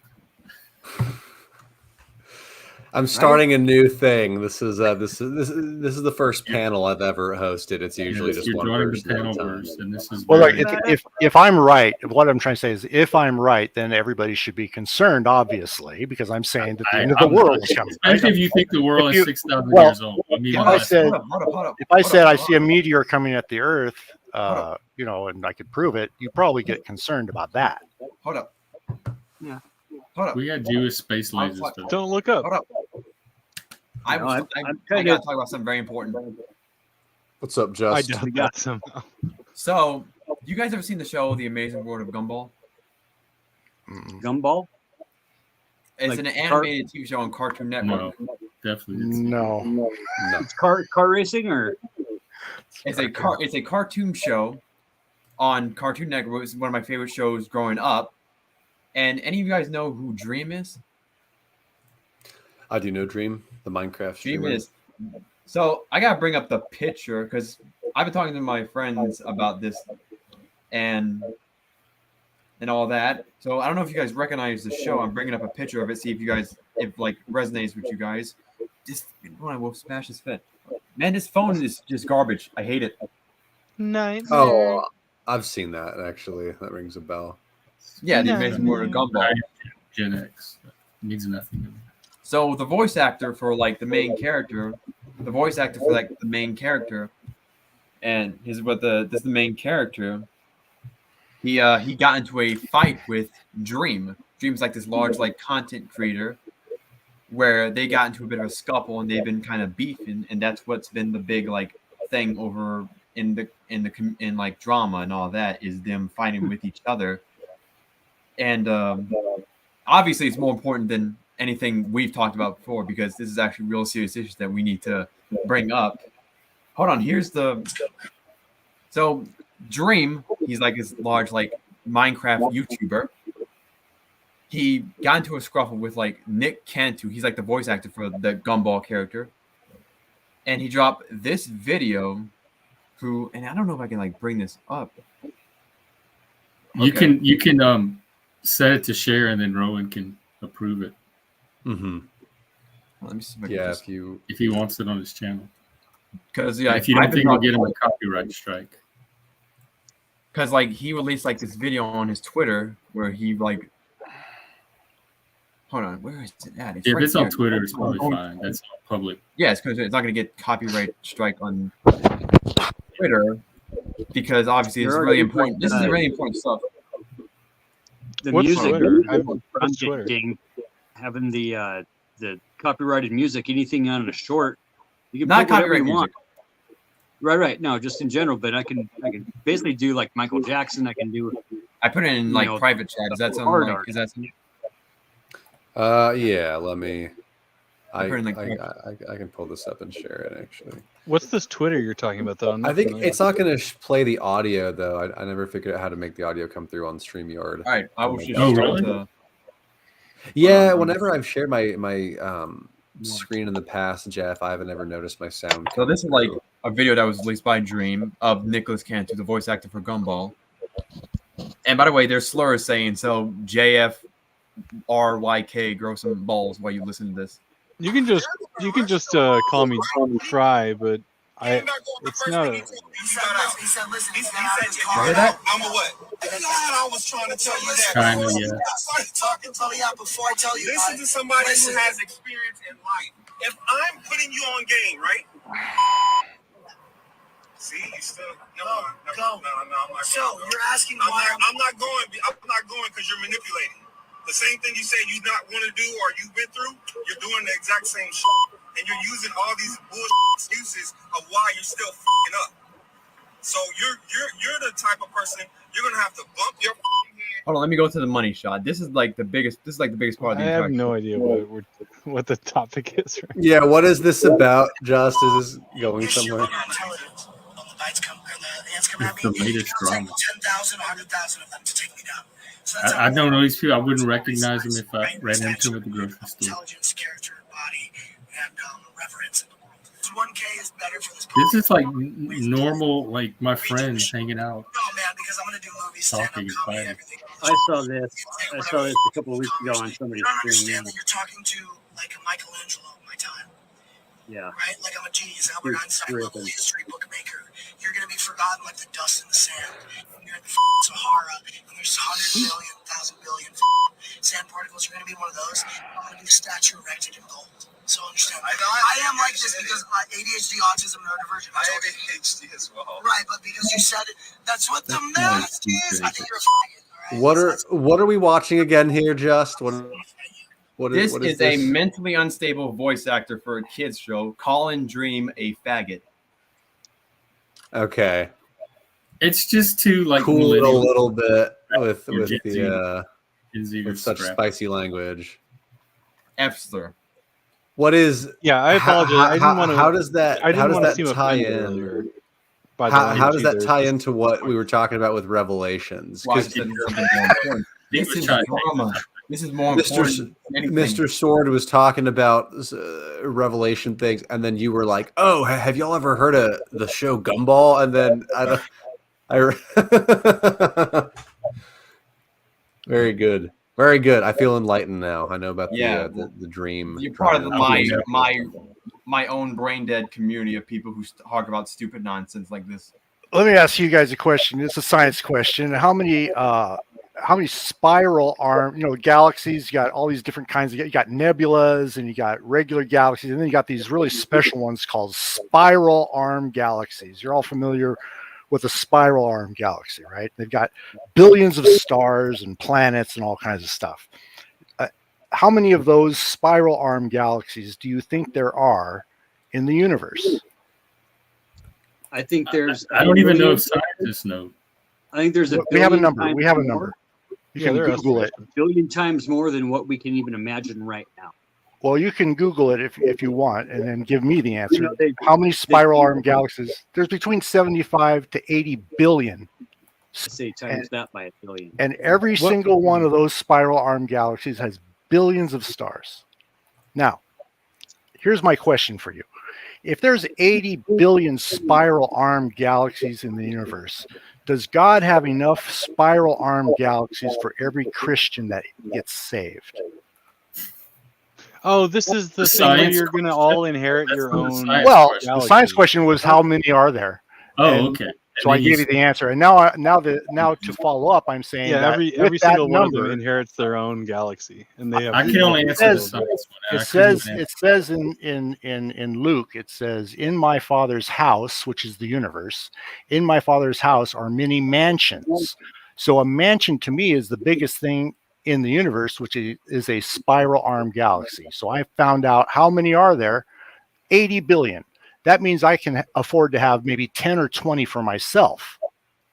That's how many there are. So So- what are you going to do with it? Are there other sentient life forms in Well, that galaxy? Is I'll it tell you- is it I'll tell kind you- of a crapshoot, like a gamble, and you just I'll don't tell know you what I'm gonna maybe do. Just a bunch of minerals. I'll tell you what I'm going to do. When I was a kid, I grew up in the 60s during the space program, and I wanted to be an astronaut. But my ambitions were dashed when a woman went up there before me. I said, that's it. Oh, geez. I'm all out of that. So now I'm going to get my own spiral arm galaxy. I'm going to say I want my own space frigate, and I'm going to go cruising, and I'm going to check it out. And you guys are welcome to come with me.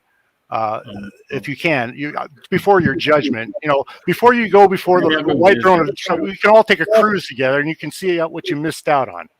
Mr. Sword, may I ask, are you a giant troll this whole time? Have No, you I been think he's- bamboozling us? I'm a troll for He says Jesus. he's a recovering troll. Okay. I'm a troll for Jesus. As Jesus was a troll, so am I a troll. Question 2: how did you find my channel? I always want to ask people this. I'm so I curious. search for Atheist Live, and then Oh. and then I get a list of atheist things, and I go in there until they block me, because I always get blocked almost every Wait, time. is that how you found mine? How does, like, the algorithm is tagging us as Atheist Live? Well, you have something in there that says atheist, and then I I find don't. out. So I go, I type. didn't. Well, Do you this have guy- anything? whatever. Yeah. Anyways, even it came one up. in the description. It came up. Pull it up. You talking about you search it in YouTube? You just type in Yeah, I go to atheist? YouTube and I type atheist, right? I do a search, and then I hit the live, it's got a little check mark, and then it shows me all the atheist channels that are going That makes live. a little more sense, because there's very few channels live at any one time. So It's gonna hard, pull and you I through figured this little trick out, and I said, okay, that's Yeah, great. Now Rowan's I can target Rowan's like atheists, or I number can 5 target or 6 whoever. on the list. So I might want to find something live going on in Israel, right? So I look at Israel and then live, and I find all the channels, and Yeah, it's it's pretty cool. Do you ever search for a theist live? Yeah, I do that too. Oh, I bounce around all over the place, but I love atheists because I like to have a putting debate. us as atheists, because we Oh, don't I don't have feel bad anything for calling you a explicitly retard then. atheist. I used to be an atheist. I can think like an atheist. I used to be a Buddhist. I can think like a Buddhist. I've been a New Age person. I can think. I love all those philosophies. I could behave. I could act like anybody. I could impersonate anybody because I've been there. I've been that person before. I can talk like that person. So how are you not doing that now? What makes this different? Well, on September 23rd, 2017, this thing happened in the sky. I said, that matches the Bible. And I'm going, well, am I going to ignore it? It's a match. I'm going, okay, the Bible predicted it and it happened. Am I just going to ignore that? And I said, I'm not going to ignore it. And I studied it further, and I found out a lot of answers, and I won't go into it, but it convinced me. That was the thing that got me started kind of scratching my head. What the hell is going on? Here comes an eclipse, and there's another eclipse coming in April of 2024 that's going to make an X across the United States, like a wipeout, like an X. So I see the end is coming. No, hold on a second. But it's not going to make an X. That doesn't make any. That's Well, we had an eclipse. We had an eclipse go in 2017. With the two combined. Yeah, we have one that goes this apart. way, and they're 40 months apart, or 40. That's 40 just because of the months tilt apart, of the Earth. It doesn't have any. It's not Yeah, spelling you can interpret it however you want. Well, I see an X across the United States. I see an X. I say, oh, well, that's a bad omen. An X across the United States is a bad omen. And I started thinking about it. Well, I don't want to see my country destroyed. That's not in my interest. But Are you sure? Wait, isn't that the whole point of Revelations? That's what's going to happen. Definitely, it's gonna be America is destroyed, about to but be you destroyed don't- for sure. don't you inherently want to see our country destroyed? I You want ultimately that spiral it's galaxy. necessary. Yeah, it's like breaking an egg. You got to break an Yeah, egg, right? okay. to So you make do an want to see our country destroyed. Just I wanna want make to that see the clear. world destroyed. Yeah, I want to see the Yeah. whole world destroyed. That's why I just wanted to. Like I said, I'm like Nero playing the fiddle while Rome burns. That's who I am because I love to watch the world burn because I know Jesus is coming. See, so I know you don't like it, but I love in it. that No, I'm in fine that with it. I'm neutral. in that perceived future is that what would Jesus do that? Yes, it's the part of the plan. See, the thing is, Israel refuses Jesus because they've been, according to the Bible, No, they they have been like him. They think he was blinded. a good They've guy. been blinded by Satan. God does not blame Israel for what they did. He says they were blinded by Satan, Right. and if they had known, they would not have done it. So God is going to come back, and He's going to give you another chance, and No, He's but going to that's not put true you at on. all, though. But Jews and Muslims both think Jesus was a terrific guy. But they don't believe that He's the Son of God and that He's eternal life. Yeah, They don't yeah. believe that. Yeah. Y'all are So He's going to feeding prove to them But that. they don't dislike him. They like him. Okay, so here's what Jesus is. I can just define it. Jesus is love. He's not justice. He's not power. He's not wisdom. He's love. love with a sword. And when he is promoted to king, which he's right now, he's not the king, obviously. King of what? Nothing. So when we make him king, The king of the Jews. then he will have the power and he will No, have no, the he was the justice king of the and he Jews, will though. have the wisdom and he will have the glory and everything. But right now he's just love. So love is what was refused. And so we're looking at the result of refusing love on the earth. You're getting all this violence. That And sounds psychotic. That like you refuse love, so then he goes, grabs a sword, and comes to destroy the world. That's not love. It's he violence. will It's he based. he looks at Israel as his as belonging to him, and Israel has refused him. And he says, "I'm going to give you 2,000 years to think it over, and then I'm going to come back and give you another Yeah, that chance." sounds psychotic. That sounds sociopathic. That's really it's this whole That sounds socialist. it's Jerusalem. It's all about Jerusalem and it's all It about sounds Zma trollish. and David's temple and the temple being rebuilt. I mean, That's right. I'm more of the side that in that case would ask. Well, first of all, I mean can we recognize that your Jesus, your belief, your faith, your Holy Spirit, your Trinity is different than somebody else's, and that's okay. Well, it depends on who, if somebody else believes in the Trinity, they're probably not far away from me, because there's a lot of Christians that don't believe in the Trinity. They believe in something else. And each Christian comes to their own version of Christ. They each come individually. We don't go up as a group. We go up individually. They're all a bunch Yeah. of fanfic writers, basically. God made it easy. You don't have to believe one religion or the other. All you got to do is have belief in Jesus as your Savior. Period. Right. That's it.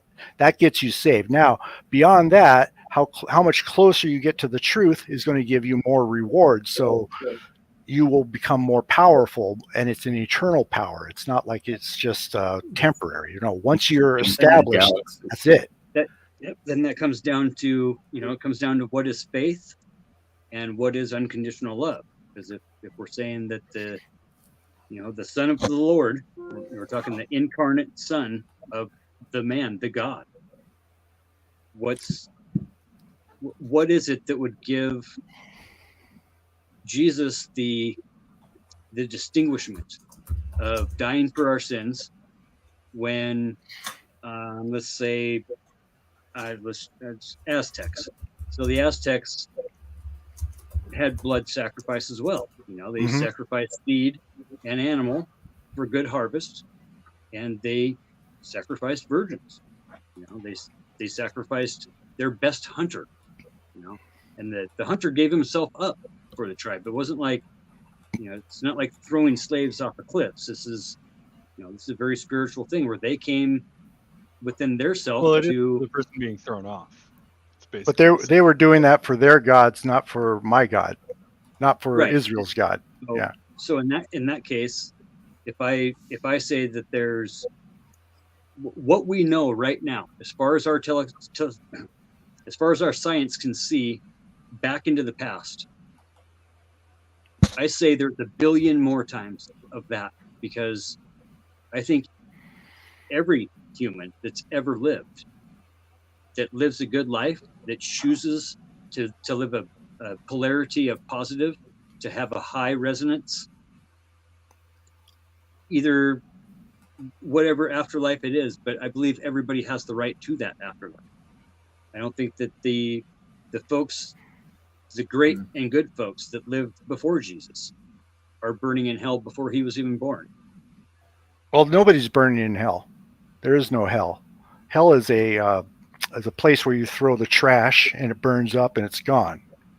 Cool. And, okay. and the fire continues to burn, but the person in the fire burns up, but the fire continues to go on. So I've gone this route.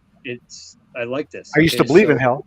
I used to believe in hell. I don't believe in hell anymore. I'm curious then what happens to an atheist like me whenever I die? Or me. Well, let's say you're an atheist. Your energy carries on. You can't kill energy. You cannot stop energy, right? From what our science tells us, from what even Einstein's flawed theories tell us, energy cannot cease to exist. I disagree. Mass and energy are about the same thing. So as we die, I disagree. Well, I'm going with Einstein. Energy, okay. Our energy will go. Have you ever seen a dead body? Yes. Yes. Okay. I was just Did it have any life in it? No, that I it's can dead. It was dead, right? And what are you telling me? It's not dead? Well, wouldn't that be true if they went to heaven? You're telling me that life goes on forever. Where is it? It's not in the body, so where is it? So you don't believe in Where heaven? did it go? It's energy. Your soul is energy. Okay, so the Okay, energy. so now it's gone. Where did it go? Right. Okay, but there's positive and negative ions all around us. We don't see them. We can't feel them. I'll tell you what I'll tell you what I believe, and you can disregard if you want. You have a body, right? You have a body, and you have the spirit of life, and that creates the soul. And the soul depends on both the body and the spirit of life. If you're not breathing, if your heart is not beating, you're not alive. You don't have a soul. As soon as your body ceases to have life in it, the soul is dead and it's not coming back. What about out of body When experiences? the soul leaves the body? You don't even believe in The heaven? soul leaves the body. The soul leaves the body when he stops breathing. So you're saying the soul dies with the body? That's He what dies. Jesus said. The soul dies. It literally dies. It doesn't. It ceases to exist. There is It doesn't the leave the dead body. know nothing. I've had numerous out of body experiences, and would say that that's wrong. That say that. I've been put to sleep and under surgery, and I don't remember a damn thing of what the doctor did to me while I was under Then they anesthesia. did their job well. They could be, jacking my heart open and doing all kinds of shit to me. And when I wake up, and the last thing I remember is I was talking to my wife. That's So when you die, you don't remember anything. But then when you come back, you say, "Oh, I'm back." And now, what happens after you die? Okay, so the soul is dead. Nothing the happens. soul is dead, right? Oblivion. Nothing happens, right? Nothing happens. So we agree. No So, heaven, no. but then Jesus comes back. All right. So when Jesus This comes is all back, so complicated. Jesus. no, this is not complicated. When Jesus comes back, he conquers death, and he brings everybody back to life in a new body with a new soul, but this time it's eternal. And then those people who are Christians, they're going to be, yay. And those people who aren't Christians will say, what happened? Why am I still here? And then God will say, you're going to be judged now. We're going to all go talk about you. We're going to put the big screen up. We're going to show everything that you did in your life. We're all going to talk about you. And we're going to judge that's you. my And then we're favorite going to Albert throw Brooks you in movie. the fire. That's what's going to happen. I don't believe any of that, and you're not saying anything that we haven't heard before. That's what Christians It all believe. seems, yeah, but it all seems sort of inconsequential and pointless to even talk about. And then the second death will be It's eternal. about And then feeding a that's it. reformed Done. troll. Yeah, after the second death, it's all over. So, He's but hijacked you will, the whole stream. but you will be judged before you're thrown in the second. And the second death is much worse than the first death. I don't know how much worse, but it's much worse. I'm So with Gen X Jeff. Are we allowed to Double vote people death. off the island? Oh, sorry. Wait, Double so death. if you're an atheist, if you're a believer in God, you get to go to heaven. If you don't believe in God, you don't go to hell. In your view, you just cease to exist.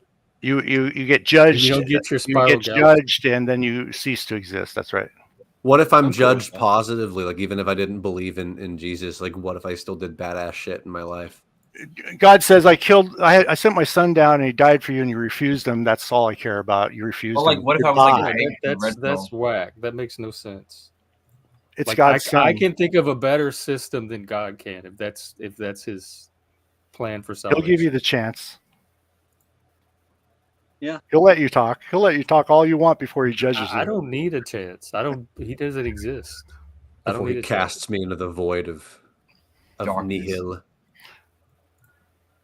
I mean, I'm glad you find meaning in your life from all this, but If you means read nothing to me. if you read the Bible, you get all kinds of information to tell you what's going to happen. So if you ignore it, that's your own fault. Yeah. Yeah. I'll Do take you the want to be consequences. reincarnated I or do just read the Bible, die? but I don't interpret it Die. the way you do. You want to just die. Yeah, and you don't have to Don't believe be it my punishment. way. I'm just telling you what I understand the Bible to say, and my job is to share it with other people. And if they want to deny Why it, is they that can your deny it. job? That's what 'Cause, I'm like, interested in. Why is that your I job? wanted to That's die. part of every I want to Christian's be job. reincarnated. That's a part of Jesus being a Christian.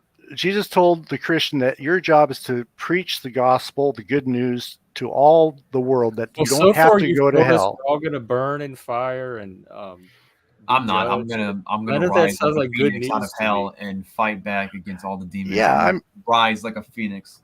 I'm not What was the good news I'm not part? judging you. I'm not judging you. I'm not here to judge. Jesus is not here to judge. Jesus is here No to one can tell you judge that me. I came to save you from the judgment. So there I is don't going to need be a to. judgment that is not Well, related to Jesus. There's a judgment you- not related to Jesus. And that's Jesus not going to came out. happen tonight. Jesus came at here all. to save you from that judgment. And you How don't have will to you believe it. know? How will you you know want when you've accomplished that goal? How will you know when you've saved us? How will I know what? How will you know when you have saved us? You said your When your mission is over. is to come here and save us. When he comes to save us, when he No, comes in you the said rapture, your job is to save us. my That job is not to you're save. trying to save us. No, I can't save you. Oh, okay. I can't. Yes. Why not? I can only Then- I can only tell you about Jesus. That's all I can do. And Okay, it's well, up to you to decide if you You've want done to that part. So where do we go from here? wherever you want. Here's how I've been Okay. things It's your channel. Talk about whatever you want. It's not my You talk- channel. yeah. It's Price not brings my on channel. slow. Price brings on You're slow. uncomfortable. We'll talk about something else. I'll talk. How I many- want to talk to you It's about going to that. loop. It's just going to loop. Okay, on let's that. not talk about it. Let's talk about something No, else. Like, no, let's I'll talk about talk- the pyramid I'll or something. I don't care. How many gods, how many holy beings have been worshipped in the time of man? Oh, so many. Vikings Thousands. gods were lit. Vikings So Over gods. many. 18,000. Over Yeah, 18,000. So many. Oh, I'm Today, sure. Oh, just yeah. today alone, there was over 4,200 gods that were worshipped. But If you the guys God of choose- Israel is the only God. I If mean, you guys the could Bible choose a proves god, that which one many would you times. over. worship? According to you. Yeah. Well, you the Bible made the that up. Bible has several stories that According to are you. historical. Okay, you don't have to According to believe you. it. Exactly. And that's what I love about being able to talk with a man like you that will come to that conclusion. Okay. Because a lot of Christians right now are going to the full extent of straight up, no, everybody's going to burn in hell. And it's my job to save you from hell. And I appreciate your take on the fact that you can choose or not to, because that is Jesus. That is I the wish epitome- I had the power to change all of your minds, but I don't. Like we got the And- god of death right I'm here. not even so going to what- try. I'm not even So going to let's try. just say And there's the only 4,200. He's got only like thing a book and shit. the only that, like, thing that I kills people. have, only thing I have is the power of love that comes from Jesus, not from me. Yeah, so when but I thought you said that you're willing to talk about anything else, and we keep getting back. That's exactly what I said. It's just going to keep looping. I'll on shut up. You could talk. Go ahead. No, I have got one. I have one final question before we move on. It's a genuine question. that because of all of the gods that have existed, and even the sub-denominations of a lot of these faiths who think that other sub-denominations are going to like not get to heaven, I think all of these people feel like they are correct, right? Because if they didn't, they wouldn't believe. And so believing a lie feels like the same as believing a truth. So, well, I mean, what advice would you give to anybody who is in a belief system that you think is false? How would you know? How could a person ever test if they are inside of a false belief system? And if you take that test, how does yours pass it? Like how would you verify that you are not in one of them that is a false one that feels real? Like what Well, makes you different? I think we should start from the perspective of the foundation that everybody is lying I to can us. answer that in one word. It's called faith. It's faith. That's all Well, it is, sure. is faith. But So- they're doing I the get that same faith. thing. They're demonstrating faith in their God too. The So you Vikings just had pick faith. a pick The a Romans God had at So random. the question is, what would I say? What would I say to somebody? I would say that you have to start with the understanding that you're not getting the truth from anybody who's talking to you. So you got to find it out for yourself. Okay, that's where you Yeah, we start. have science for that. Okay, no, you don't go to science because you realize that Yes. science is lying to you. Now, if you put your faith in science, you're going to go Science that is not direction. telling. Science is a method. Okay, and so let it's me just it's finish. not- Just let me finish, and then you can argue with it. But what you do is you start from the perspective that everybody's lying to you, and you've got to figure this out on your own. Now, there's three ways to look at it. You can go to the Bible, and if you can reject the Bible, that's fine. The second one I would suggest is to go to the Great Pyramid of Giza and figure out what the hell is going on with that thing, right? And the third thing that I would suggest is to look at the stars and study what's going on in the sky. And if those three things don't work for you, I don't know what to tell you. How is studying the pyramid gonna help me learn We anything? gotta get inside that pyramid, brother. We gotta just get in there. I love to talk about the pyramid. I love that subject so I much. want to know about the Let's pyramid. finish Let's up do on it. one thing. I'm I willing love to that listen. Finish up subject on so one much. thing real quick. Let's finish up on where I was going. Is that okay? Let's just take 4,000 gods today were worshipped as a baseline. Let's say that there was 100 people. We're all in the room. We all choose a different god. Okay. What's the difference between us? What makes your God special from the other 4,000 gods? Like There's a Vikings story and- about Ezekiel. Is it Elijah? I think it's Elijah.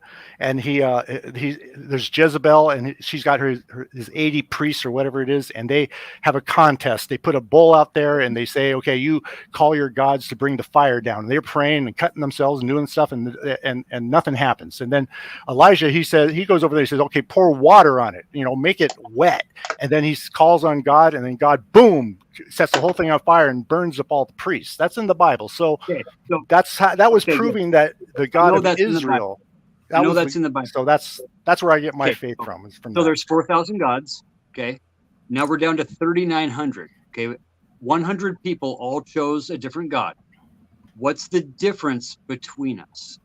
Okay, so the your one has logic an is M. correct. Your logic is correct, and you can go that way if you want. For me to believe in one God, I have to have something more than just an idol to worship. I need to have more than that. I need to have something that's going to speak to me. The answer is one. Okay. Just okay. There's 4,000 gods. 100 people each choose a different god. So really, there's 3,900 gods between us, right? No. There's one. Okay. It's what we choose. Okay. Okay. And I I'll go like with where that. you've been on the individual choice concept, because I am under the 100% firm belief that I know when I'm wrecking on a bike, wrecking on my snowboard, in a car wreck, that time slows down, and I will have that split second that I need to come to Christ if I choose so at that time. I don't choose to at this time. I can't take. I can't. What I can't stand, honestly, with Christians, and no offense, None is taken. the elaborations, the pontifications, the rationalizations, and the justifications. Well, I try not The to be like that. deflecting. I understand I what you're know. saying. I understand what you're saying, and I agree with you on that, because I've been I like admit that, and I don't like to be like that. I have to just come Well, from you love you only. have, you are like that. Sorry, I But apologize. you have been being It's like all that. good. You're though. not exactly the All best good. either. I'm gonna praise the Odin. I'm from not Odin. trying to be I'm anything. switching to Odin. Okay. Norse. And I don't Neither think am I. I'm anybody- not perfect. Don't start to think that Yeah. I'm a holy person. No, I'm I not. don't think anybody. I don't think anybody in here tonight has been at the point at all of my way or the highway type of thinking, which I get into so often with the. Let's talk about the pyramid. Jesus. I will defend Jesus at all Pyramids. costs. Pyramids. Right? Let's talk about the pyramid. Pyramids. I'll take a pass on the pyramid discussion. I want the pyramids. I don't know about everyone else. Last one for religion. Would Well, you? you dismiss science. You said if we're interested in truth, science is out. The Bible is one option, and the stars in the pyramid are the other two options. So Yeah, you can see the find that stars. You know science they're works real. really well for discovering truth. So I'm interested in how the pyramids. Yeah, but compare whose science are we talking about? science? I'm just. My I'm science, not- or your it's science? not whose My science, science is it's not the the same as your method. science. I don't believe in things. Gen that X you believe Jeff, in. can you explain what the scientific method is? I know what. I don't need an hypothesis, explanation. Okay, experiment, I've conclusion. taken all Well, the okay, you physics. I've define it taken then. more physics Christ- and mathematics Christ than brings any the of you. sword. I've taken Define more what. physics and mathematics and chemistry Okay, than any of so you. then Okay, surely okay, you So then you know understand what that science is. Let's go with science that is one right not. there. It's Let's go with Science that is one. not because a thing Oh my people God, follow. this is It's a method. Answering a question, sir. Answering a question with "I'm smarter than you" is not a valid response to that question. Well, you're going to bring up science and you're going to tell, lecture me on what the scientific method is, and I'm going to tell you I don't need that lecture. But you can That was say a that. But I that just was asked you answering to make their somebody's point. question. That's all. Okay, I just don't need a lecture on what the scientific Hold method up, is. hold I up, hold up, understand hold it. up, hold up, hold up, hold up, hold up. Then choose Right, not to right. engage for a minute. Well, because you I would seem like to hear misunderstand the what science point he is. has to by say. All right, your question. explain it to me. Christ He's brings not on the sword. explaining it to you, sir. He's explaining it to me because I'll be I'm quiet. the You layman. talk. But there's not the layman. multiple sciences. So when you say whose science, that makes me wonder if you're confused about what science is. And, That's believe an in odd string question to ask. Do you believe for in string somebody that's theory? grounded in science. Do you believe in it string invalidates theory? everything that you said earlier about being open to other Evolution?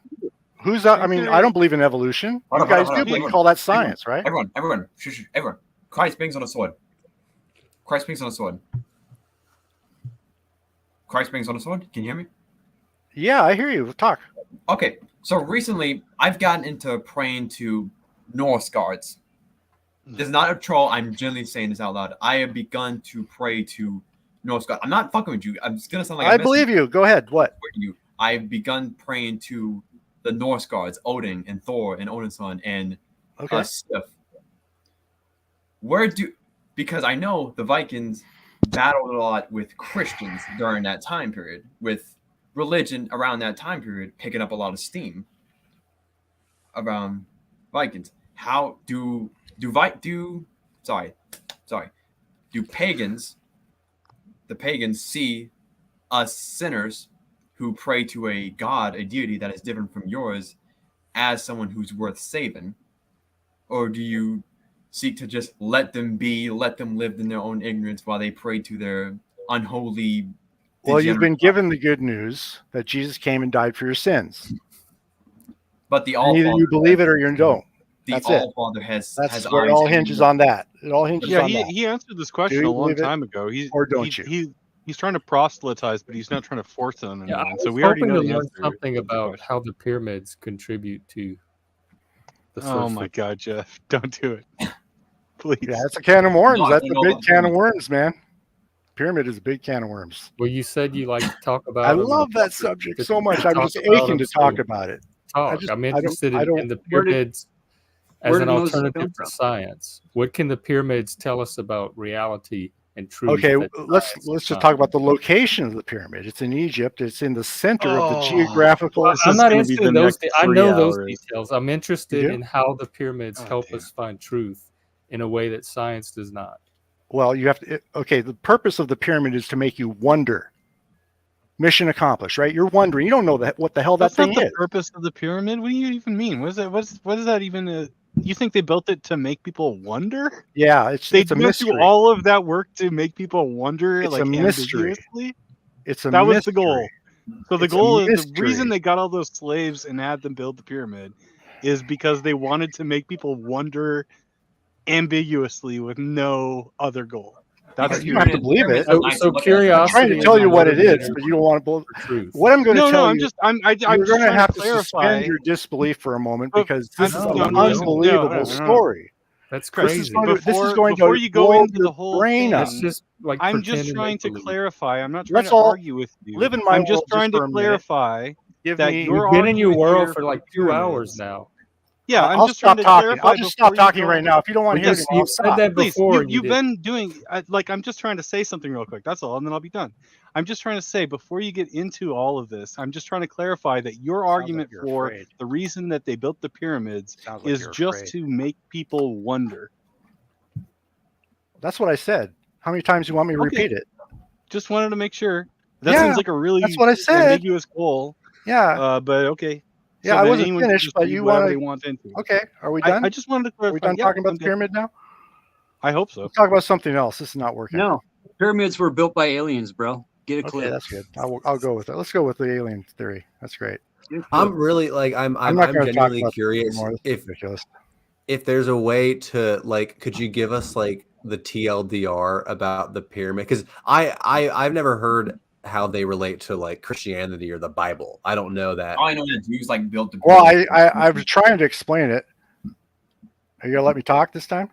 I just wanted to clarify because it seems like if you built the pyramids, you would have more of a goal in Let him mind. explain the pyramids. Making people Yeah, wonder. Okay, when you're I'm trying to okay, hear him I'll explain it real quick. I'm if you want me to curious. explain it, I will. Otherwise, I'll just stop. I mean, I don't want to Yeah, argue. go. What do you Don't think? do that. All right, don't argue with me. Let me talk. All right, No, you I'm don't not have to arguing. agree with I it. just wanted to clarify. That's all. Okay, so the purpose of the pyramid is to make you wonder. Make you wonder. Okay, and obviously nobody has an answer to what the pyramid is, right? So it's working. So it was designed by Enoch before the flood, and the plans were given to Noah, and then the plans were given to Shem, and then Shem, he was he came after Noah, obviously, and he had an army. He was not at the Tower of Babel, so he had more power than the other nations because he was not denigrated by the Tower of Babel. The languages were not split up. They had more power. So Shem comes down with the plans to build the pyramid, okay?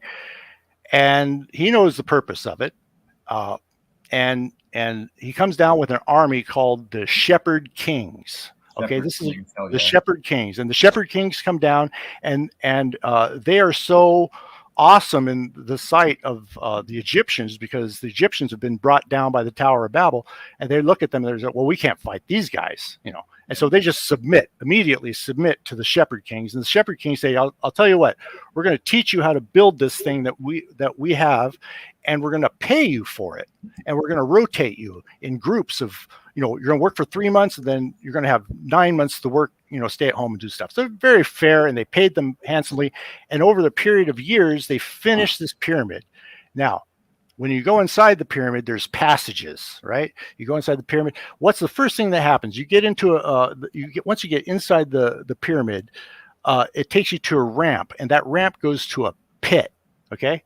And there's no other way except to go down to that pit. So why would you build a gigantic pyramid? You've seen the size of it. Why did you build and just have a ramp that goes down to a pit? Why would anybody do that? In order to make people wonder. Yes, that's exactly right. Okay, nice. We can move on. So hypothesize. What do you think it means? I thought it was for like dead Egyptian boys to like be buried in.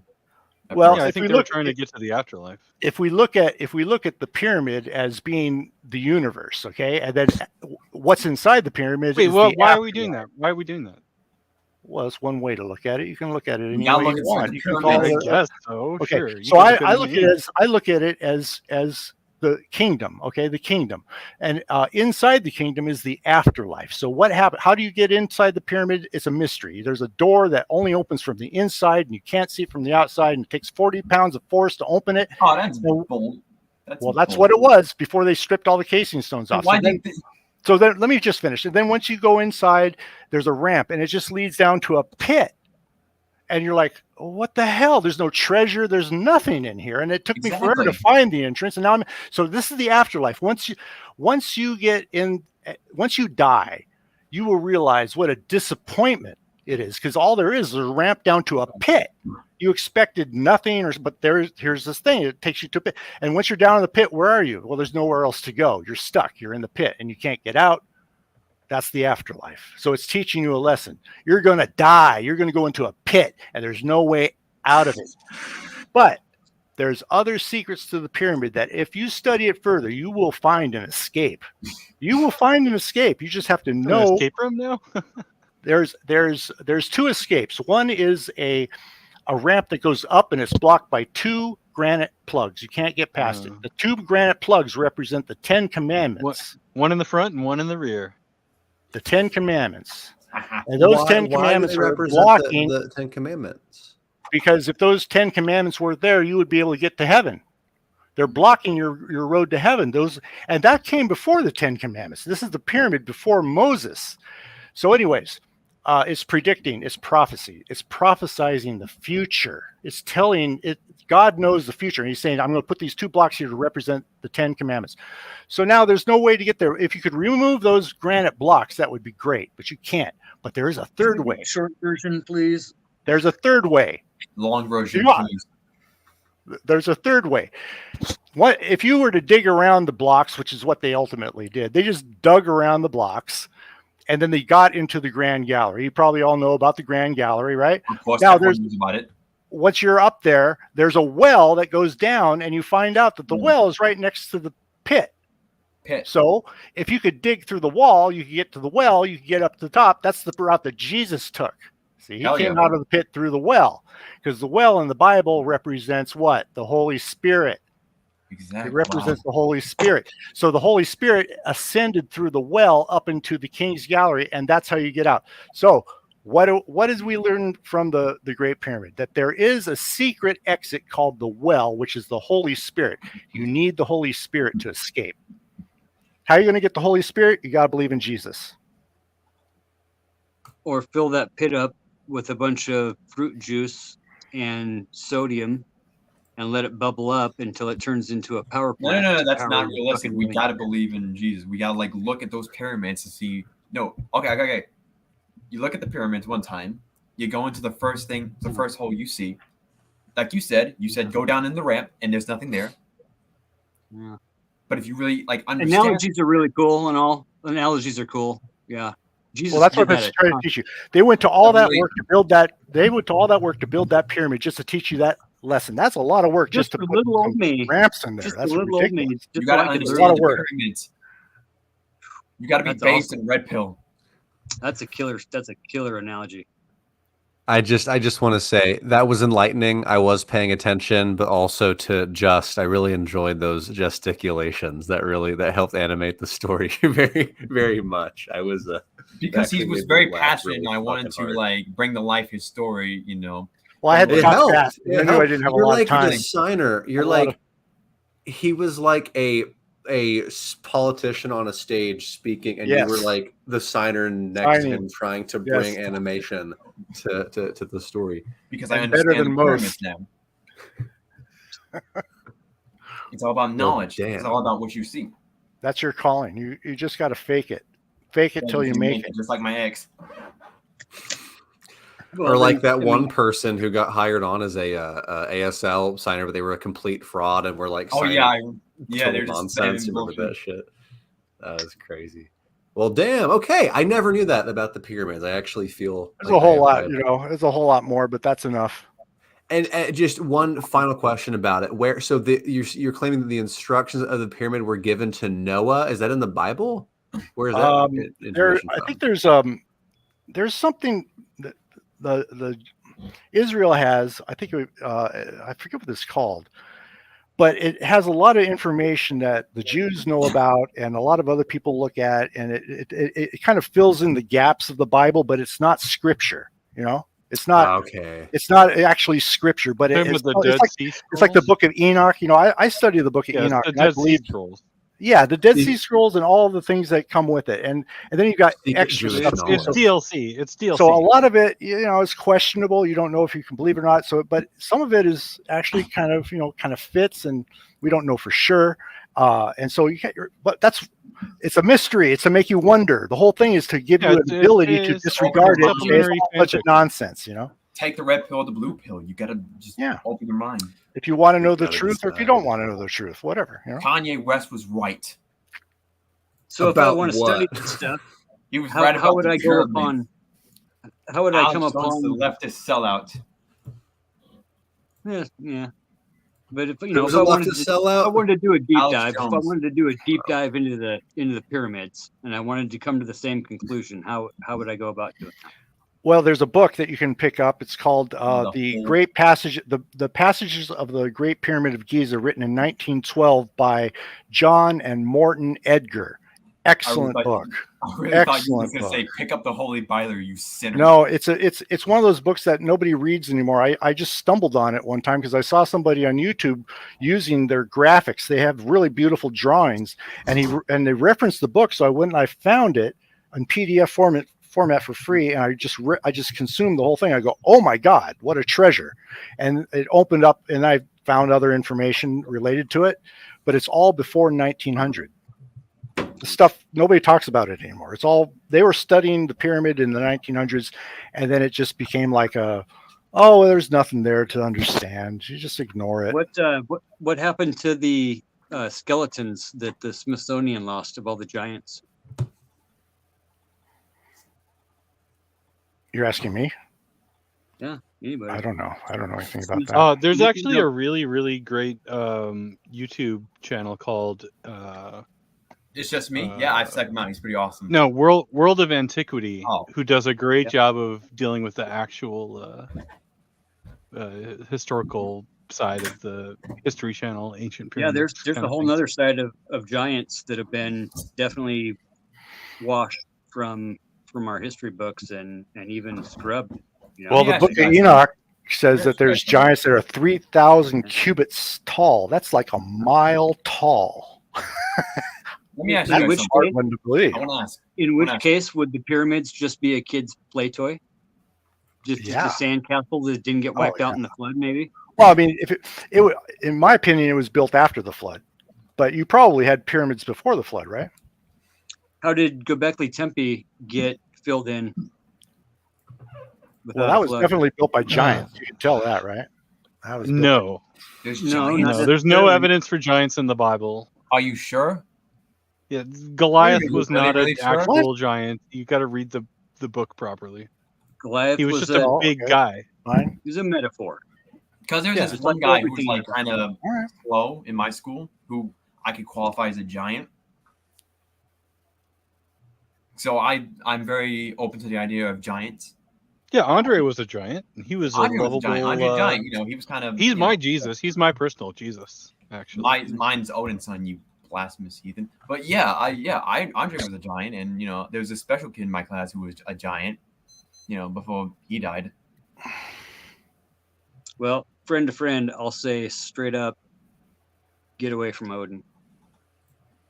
If you guys wish one like mythical gods would exist, which would it be? Greek gods or Norse god? Hindus. Hindu. Oh, that's good. Why didn't I mention Hindu? The goddesses, bro. The goddesses. Gotta. You. Tell you what, They had banging. all kinds of like femboy, trans gods in Hindu. Especially in They were like very Greece, there was progressive. like, especially like Greece, there's some like a bunch of that.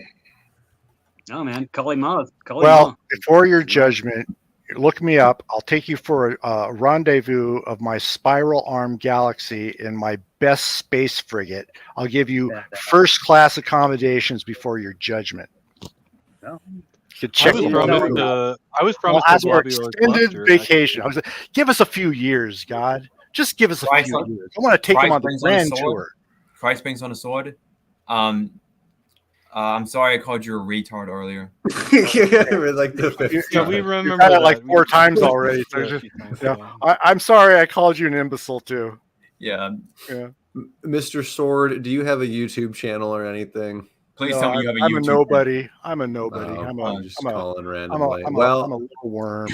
I hope you know where to find my channel, and I hope you're subscribed. And if you ever want to hop on any future streams, feel free. Well, all right. Is this your channel I'm on now or what? Yeah. Oh, Yeah. okay. This is my channel, Rowan. Crazy. Cool. That's crazy though, because the only thing I've ever put out about atheism was like a YouTube short that I put out one time, like 6 months ago. I guess it That's was the enough to only get thing. you tagged. I don't know Yeah, how they it might got link in. me to it. I don't know what Small out here, what your regular program. I don't know anything about you guys. I don't know what you're doing here. I just found you by random. You know, Total I think random.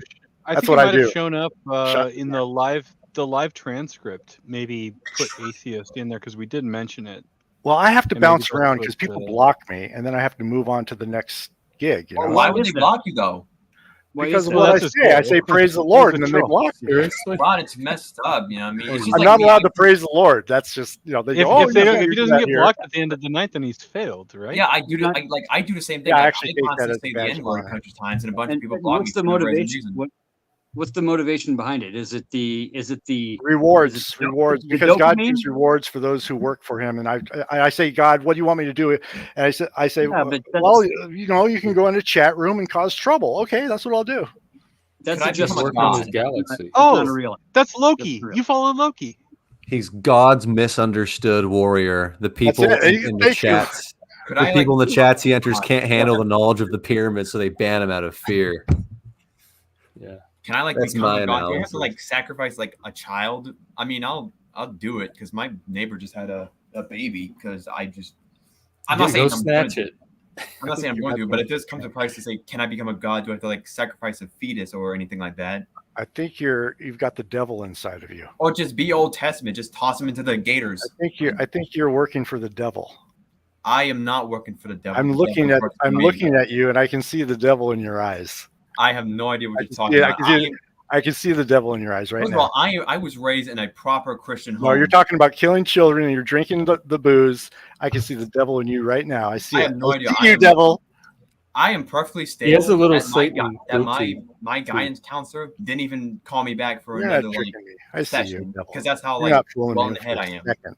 I know who you are. Don't get mad at me because I'm I'm not based. mad at you. I just see who you are. I just want you to I'm know. red what you're pill based- and you're blue pill. You know, I'm very Sigma. Okay, I'm very based. I'm Sigma. No one Red asked pill you, too. I don't know Jeff. what that means. No one asked you, Jeff. There's gonna only be one Sigma. and No, that's gonna be me.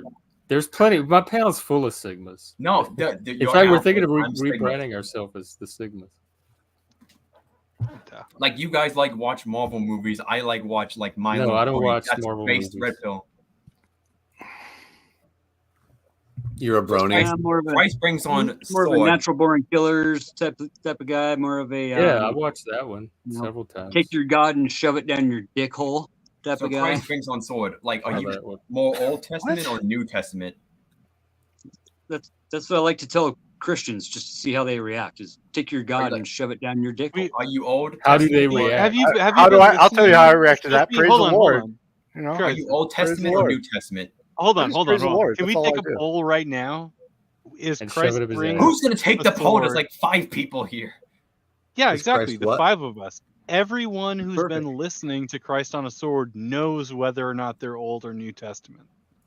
We've all heard everything they I'm have to say. getting Are you Egyptian really people, confused? Jewish people vibes from this dude. Oh, he's They're- definitely New Testament. Come on. 100% New Testament.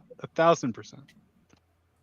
They only use the Old Testament when it fits into their warped theories. I'm not No, your it's- typical it's- Christian. Okay, theory. I'm It's not your actually typical good Christian. theories. I love the Old Testament. I study it like candy. I just eat it up. Well, I love the Old I Testament. watched the Let Prince me- of I Egypt. study all the animated minor movie, so, prophets yeah. and everything. A I little love advice, bro. Amos. I love the book of Esther. I love the Get off what's all the other books, bro. Get off. Zechariah. I love them. Get I love yourself those. a red letter Bible, okay, and start I got studying one. the words of the man himself and nothing else. The Well, Gospels. I Those are the watched. only I words. watched Oh, the you're Prince of missing out on Egypt. so Those are much. the only Was words that that matter. wrong? The rest is nuance. Okay, the rest is history, and it's good to know history, and it's good to elaborate and pontificate upon how you perceive history.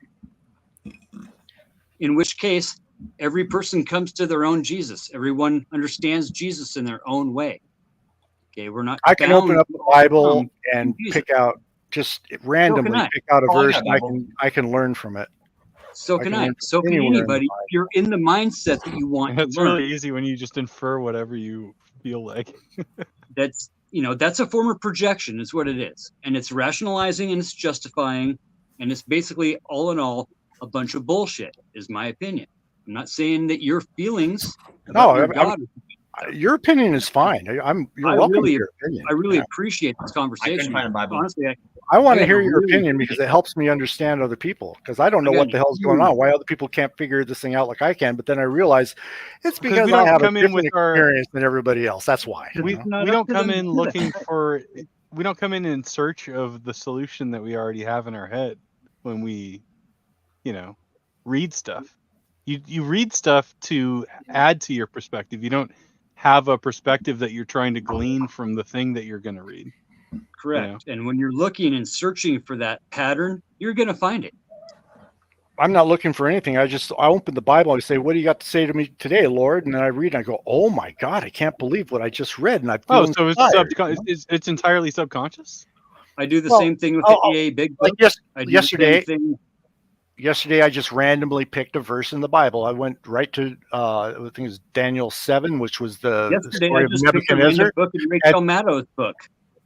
That's yours. That's yours, and that's great. I honor that, bro. Namaste, bro. I honor the light in you, and I honor that you honor the light in me, because I don't get that out of a lot of Christians. I get it just a lot of the where we're about to go right now, into the point of absolute I'm right and you're wrong, and that's not Jesus. Jesus did not ever go there with anybody.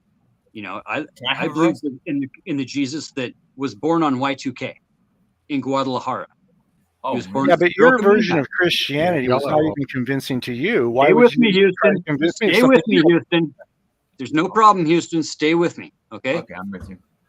Jesus was born again on Y2K No, for real? in Guadalajara, Oh, for real? okay? There is a real man right now at the Mexican border that they will not let into America because he doesn't have identification.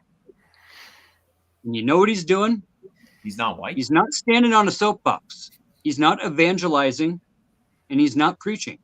He's down by the water washing people's feet. And he's teaching people how to fish. And he's teaching people how to bake bread. He's teaching people how to be a man. He's leading by example. Call that That's a what Jesus false prophet. You call that man a false prophet. Yeah, that's what Hold I on, just can called solve him. this. False I can solve prophet. this debacle. I'll slap him in the face. I can solve this debacle. I'll kick him in the nuts. I'll say, "You're not Jesus. Prove it." That's pretty Get out. Christ-like, right? Guys, listen That's to me. pretty I can solve this Christ-like. debacle. I got a verse. Yeah, that's me. I got a Bible verse. You're the Christian man that's going to walk up to a man who's washing people's feet and False teaching them prophet. how to fish. Yeah, I'll say, "You're a false prophet," and Yeah. I'll kick him in the nuts. Awesome. You know, I'm not surprised by that. I think you would have cast Guys, Jesus I got out a of the verse. temple. Get the hell out of my You were alive. country, you false I got a verse. prophet. You don't Maybe belong you're the here. one that's gonna You're be not would the have Lord cast out the Jesus. actual Go to Jesus out hell of the and don't come temple. back. That's how When I he What was a trying to real let the Christian would do, prostitutes in, what you would my have- Jesus would do, sir, what my you Jesus don't have a would do, God. You don't have a God. my Jesus, You don't my have a God. version of Don't tell me my about a God that Jesus. doesn't exist. First You of don't all, have a my God. Sir? foe would beat your Jesus Sir. Christ with his own sword. Stay with me, Houston. Stay with me. My version of my Jesus would You're go fake down God. and help that man wash feet. And You're he would fake go God. down there and help that man teach I other men to be am not fishers of men. Jesus. And you don't fucking interrupt when people are fucking talking. Excuse me. You were interrupting me. It's a Y'all debate. both, everyone's been interrupting everybody It's a all night. debate tactic that you sons of bitchin', I can self-righteous disconnect and fucking leave you guys Christians to talk by use all the yourself. time. You feel better about it because I don't Gus, need are to be you here. getting this for your drama You stream? don't get to Yeah, ask somebody a This is way question more and exciting then than ask this on the another call. question when they're only halfway through the answer, sir. This is Okay? better than the That's conversation not we how had. it works. That's not how the real fucking world works. And it's not what Jesus would have done. Can I say Jesus my said, Bible verse? lead by example. You're going to tell me that your fucking heaven, you get to wish for and get whatever the fuck you want in your heaven? And Well, I you're going to triggered you, choose didn't I? to have power I over a sure bunch of triggered fucking you. spiral fucking You're an emotional wreck, aren't you? narcissistic control fucking yourself. freak, You can't control freak, yourself. Have another self-righteous, drink. pretentious, Go fucking get drunk. false Satan is prophet, loving Have a this. drink. mind-twisted fucking Feel better. Christian you are. You need something. Study your red-letter Bible, bro. You need something. Can I- You're out of The control. only Guys, fucking guys, words guys, that guys. you You need to need. control yourself. That's all don't you always- need is the You don't red-letter even believe Bible, in what man. you're saying. Guys, It's so I can fix fucking this. believable. Guys, listen to me. I But can fix what you're saying has no fucking bearing to any other Christian in the whole world except for you. And that's fine. Yeah. I honor that, bro. Hey, Namaste. go to hell, and I don't Namaste. care. I honor the light in you. Go to hell, and I don't care. Good, thank you. My spaghetti monster is going to eat your god for fucking breakfast. Because my god is the fucking flying spaghetti monster. My dog is buried in the backyard. Go for it. What does that even mean? Maybe we should pontificate on how the pyramids play into your dog. You're hurt. I'm so sorry. I'm really sorry I hurt your feelings. I'm not hurt. I'm not so triggered. sorry. I'm acting as I want to. I'm I acting out of preordained fucking everything is meant to Were you be. molested as a child? What's wrong? This was all meant to be. This was all, every atom, every molecule inside of me is divine. And it was meant to be at this point right now to tell you that you're a fake fucking Christian. You're a fucking idiot. You're a fucking idiot. Who fucked you in the ass? You're a fucking idiot. You want to see my asshole? What, you want to lick it? Yeah, You're a proud boy. Show it to me. Do it. Come on. Come on. Proud boy. Come on. Don't even show your fucking face. Oh, it's a political thing. You think I'm a Republican? Don't even show your face. No. Dude. You think I'm Just straight? so everybody's aware. Just so everybody's aware. white. I am now You're mad. persecuting this You're man. white. I am persecuting this man because he has Christian values, and I don't want to fucking hear his Christian values. I'm persecuting him. Okay. I want him to shut up. I want to invalidate his First Amendment right. That's what I want to do. You do not have the right to exist, sir. Come on. Give me a hug. You do not have the right to exist. Give me a hug. My God does not create such things as you. Those tears. Squirt them. Guys, can I say my Bible? Yeah, verse? Justin, what do you have to say to Are you this? done? Can I say my Bible verse now? I'm very scared. Really? I'm ready to hear the Bible verse. Let's hear it. Okay, this is by someone I was who a witness have to that. great I'll respect. see you at the Great White Throne of Judgment, asshole. Can I say I know St. Peter personally, dumb fuck. I already Rowan, signed that yeah, contract. Do some moderating. Can I say my Yeah. Bible Idiot. verse now? Oh, I think he left of his own accord. Well, I thought you Mr. Sword, kicked I actually didn't know he hopped off. Mr. Sword, thank you for joining us. I Okay, knew he was a Just. troll the whole fucking time. They get nothing more. That's all we needed to do to get him out of here was just to get him fucking He's a fired up. troll. He's that He did dopamine hit. exactly I'm telling you what guys. trolls are here to do. I got a I theory. think we should have a moment of silence for him because he didn't get banned, and that was his goal. Okay. But, you know, he only got like a that was And I like do a want to hear what's the it called, Bible like We a missed it. consolation prize that you got mad at him for a little bit. Can I say my Bible verse now? Yeah. Yes. Okay. This is someone Yes. I really respect. Okay. Should we bow our heads first? Okay. Okay. I got it right here. Going after my addiction, man, that just feels wrong. Must be hard living in that 6 feet shadow of Hassan. I stick around longer, Steven, but I have lessons to teach. While Melina gets trained, so ran on by Abba and preach. You fucking StarCraft nerd. You think you're smarter than me? I taught at Harvard, bitch. I have a PhD. You want to cancel me? Watch me for Freudian slips. How about you keep your girl off of this Canadian dick? Where did you write all that down? Did you transcribe that for my I have it video? right here. I have the video right here. Whose perspective was that from, though? That's from Peterson. That was from From Rowan. George. Oh, that was Peterson. Destiny rap. He would- Oh, you should have done the voice then. It would have been great in his I voice. can't do a good Peterson impression. I can only do a good Hitler impression. Oh. Going after my addiction, man, that just feels wrong. Must be hard living in that 6'3" shadow of Hassan. Yeah. You don't know something messed up? What's up? I had a more productive conversation with the Nazi. Oh. Well, I will say, guys, I hate to cut this off, but I This has do been have amazing. to go. This has been fun. This has been my first panel I've ever hosted. Yeah. It was amazing. Well, Yeah. You gonna do more? I think Congratulations. so. Because This this was- was gold. This is very colorful. This started off as me. It's quite a pivot for you, but could be over at Flow States arguing with fucking Snafu or some shit. I left Flow State to come here. I'm like, I'm gonna. Rowan's I'll say got this: it could have been a lot worse. That's probably where I seen your name too. Is over there. Nacho. Yeah, Nachi Flow State's one of the and few Lime strains I and- can still tolerate. Yeah. Sometimes Talcott. Yeah, I jumped on there one night. Him and Pi and Talcott had just left. Talcott's like 40 minutes away from me. Oh, you're up by Spokane? Yeah, he's just north of Spokane, and I'm like 10, 15 minutes away from Spokane, just on the Idaho side of the border. And yeah, we're gonna hook up and do some shit soon to collaborate. But Oh, I that'd be hopped nice. in. It was probably like 1:30 at 2 o'clock at night on a freaking Sunday night. So it was like 4 o'clock a.m. on a Monday. I hopped on his panel just randomly out of nowhere and was like, "Yep, good day to punch a Nazi in the face, ain't it?" Well, hell yeah. No, it's been And great, I guys. know his kind of background. And we had an awesome, very killer, freaking Level-headed debate.